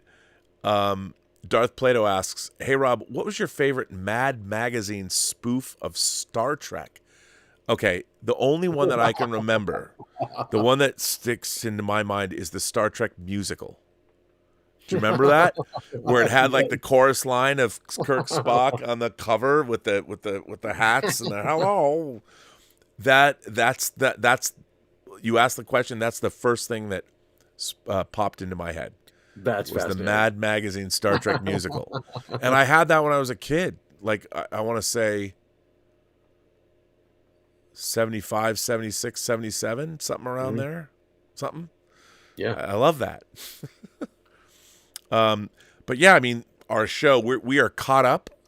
I think that this was a great show, and I'm going to put up this interview with John Tretta, which is great as its own individual thing. I'll call it a supplemental interview, like I did that with Stashwick and Terry. So it'll be its own thing, and it's almost an hour long. So definitely worthy. It'll be part of the playlist.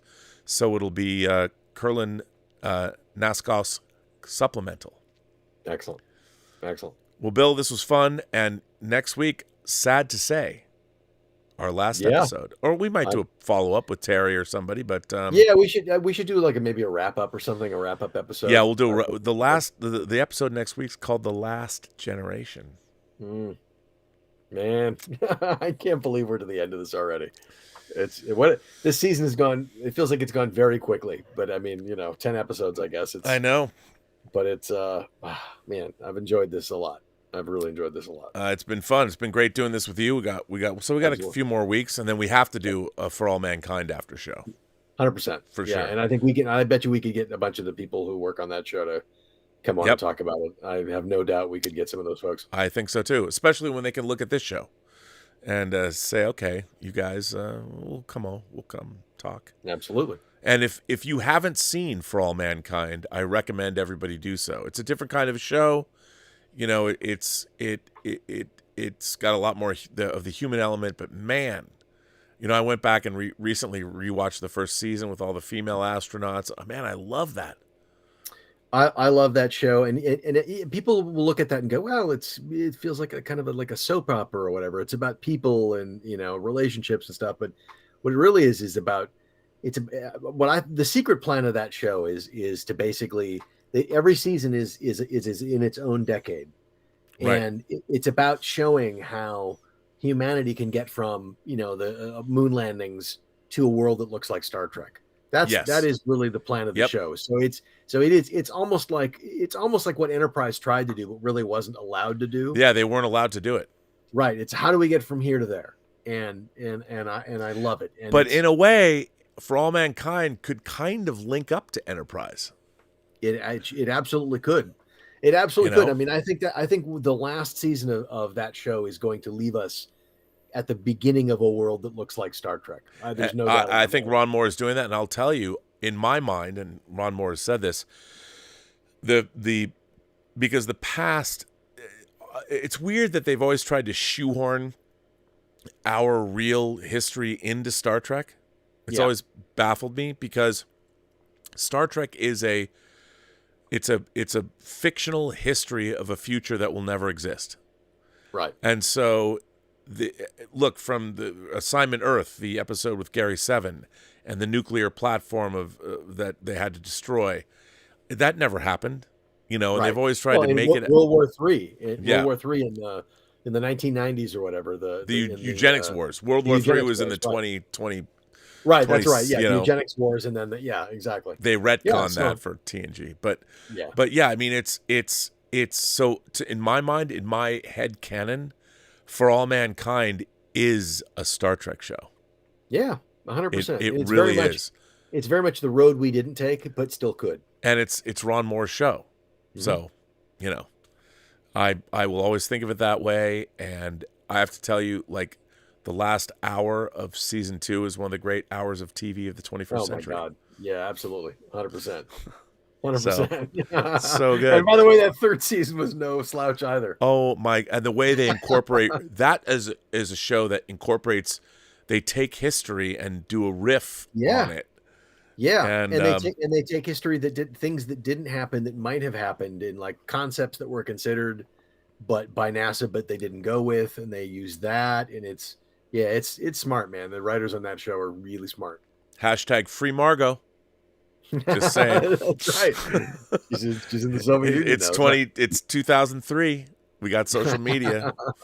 Come on. It's gonna be so good. That'll be fun to talk about that show.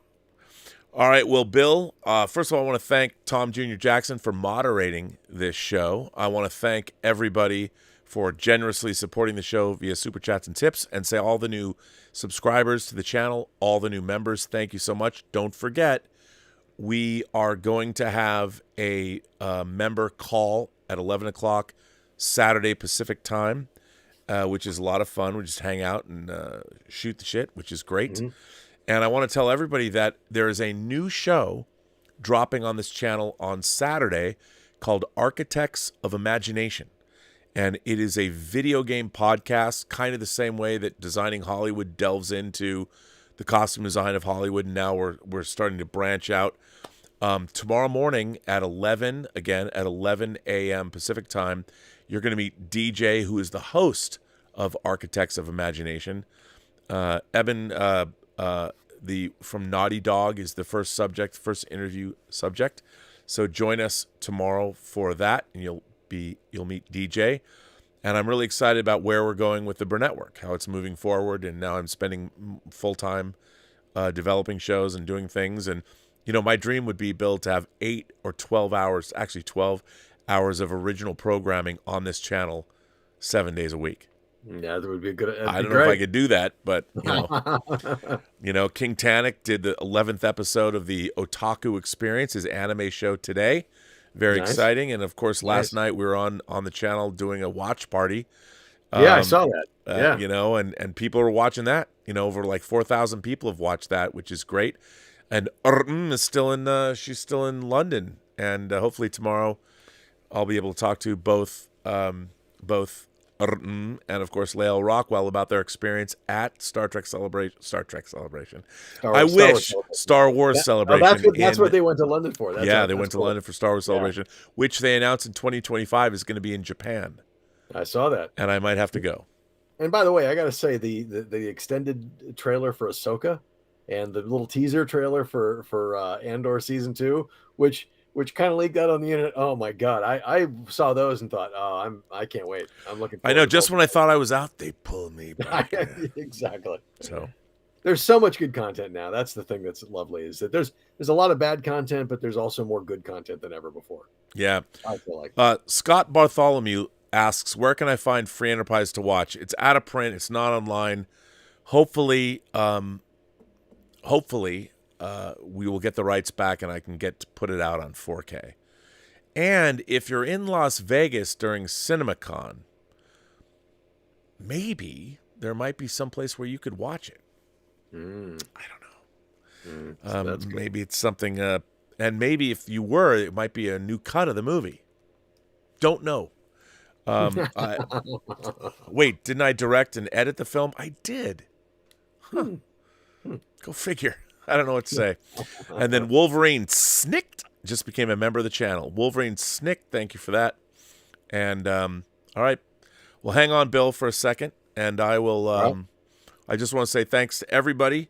Thanks to Terry Metalis. Thanks for Sean Tretta coming on the show, which it'll take me a few minutes, but after we're done, I'm going to upload that to the channel.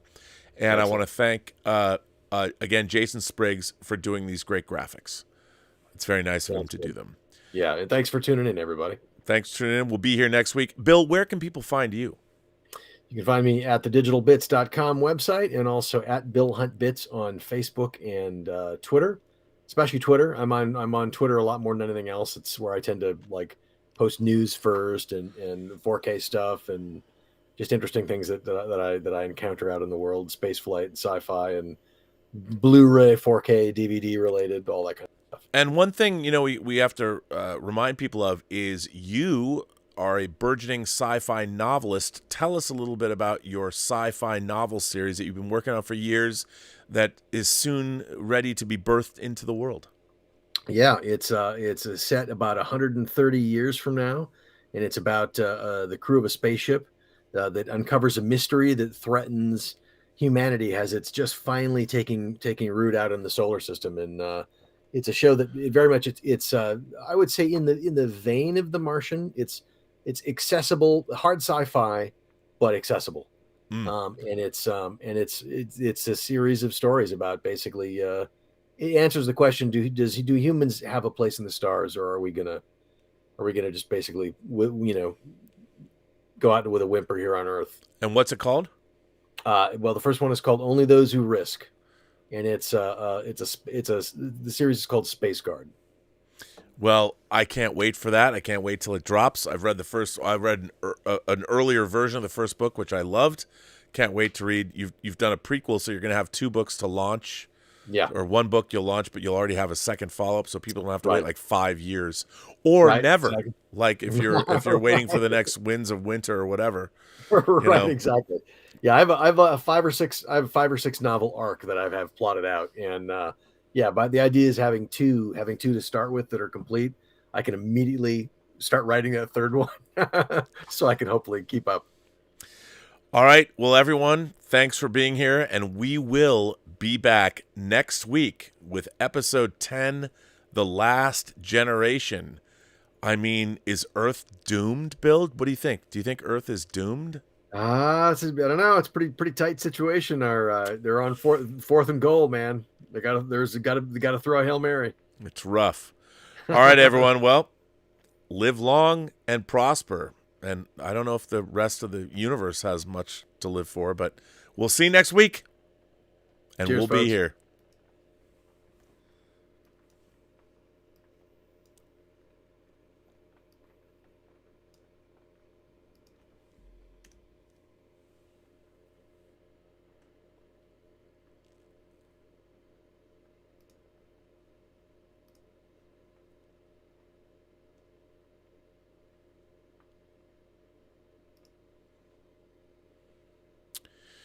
And we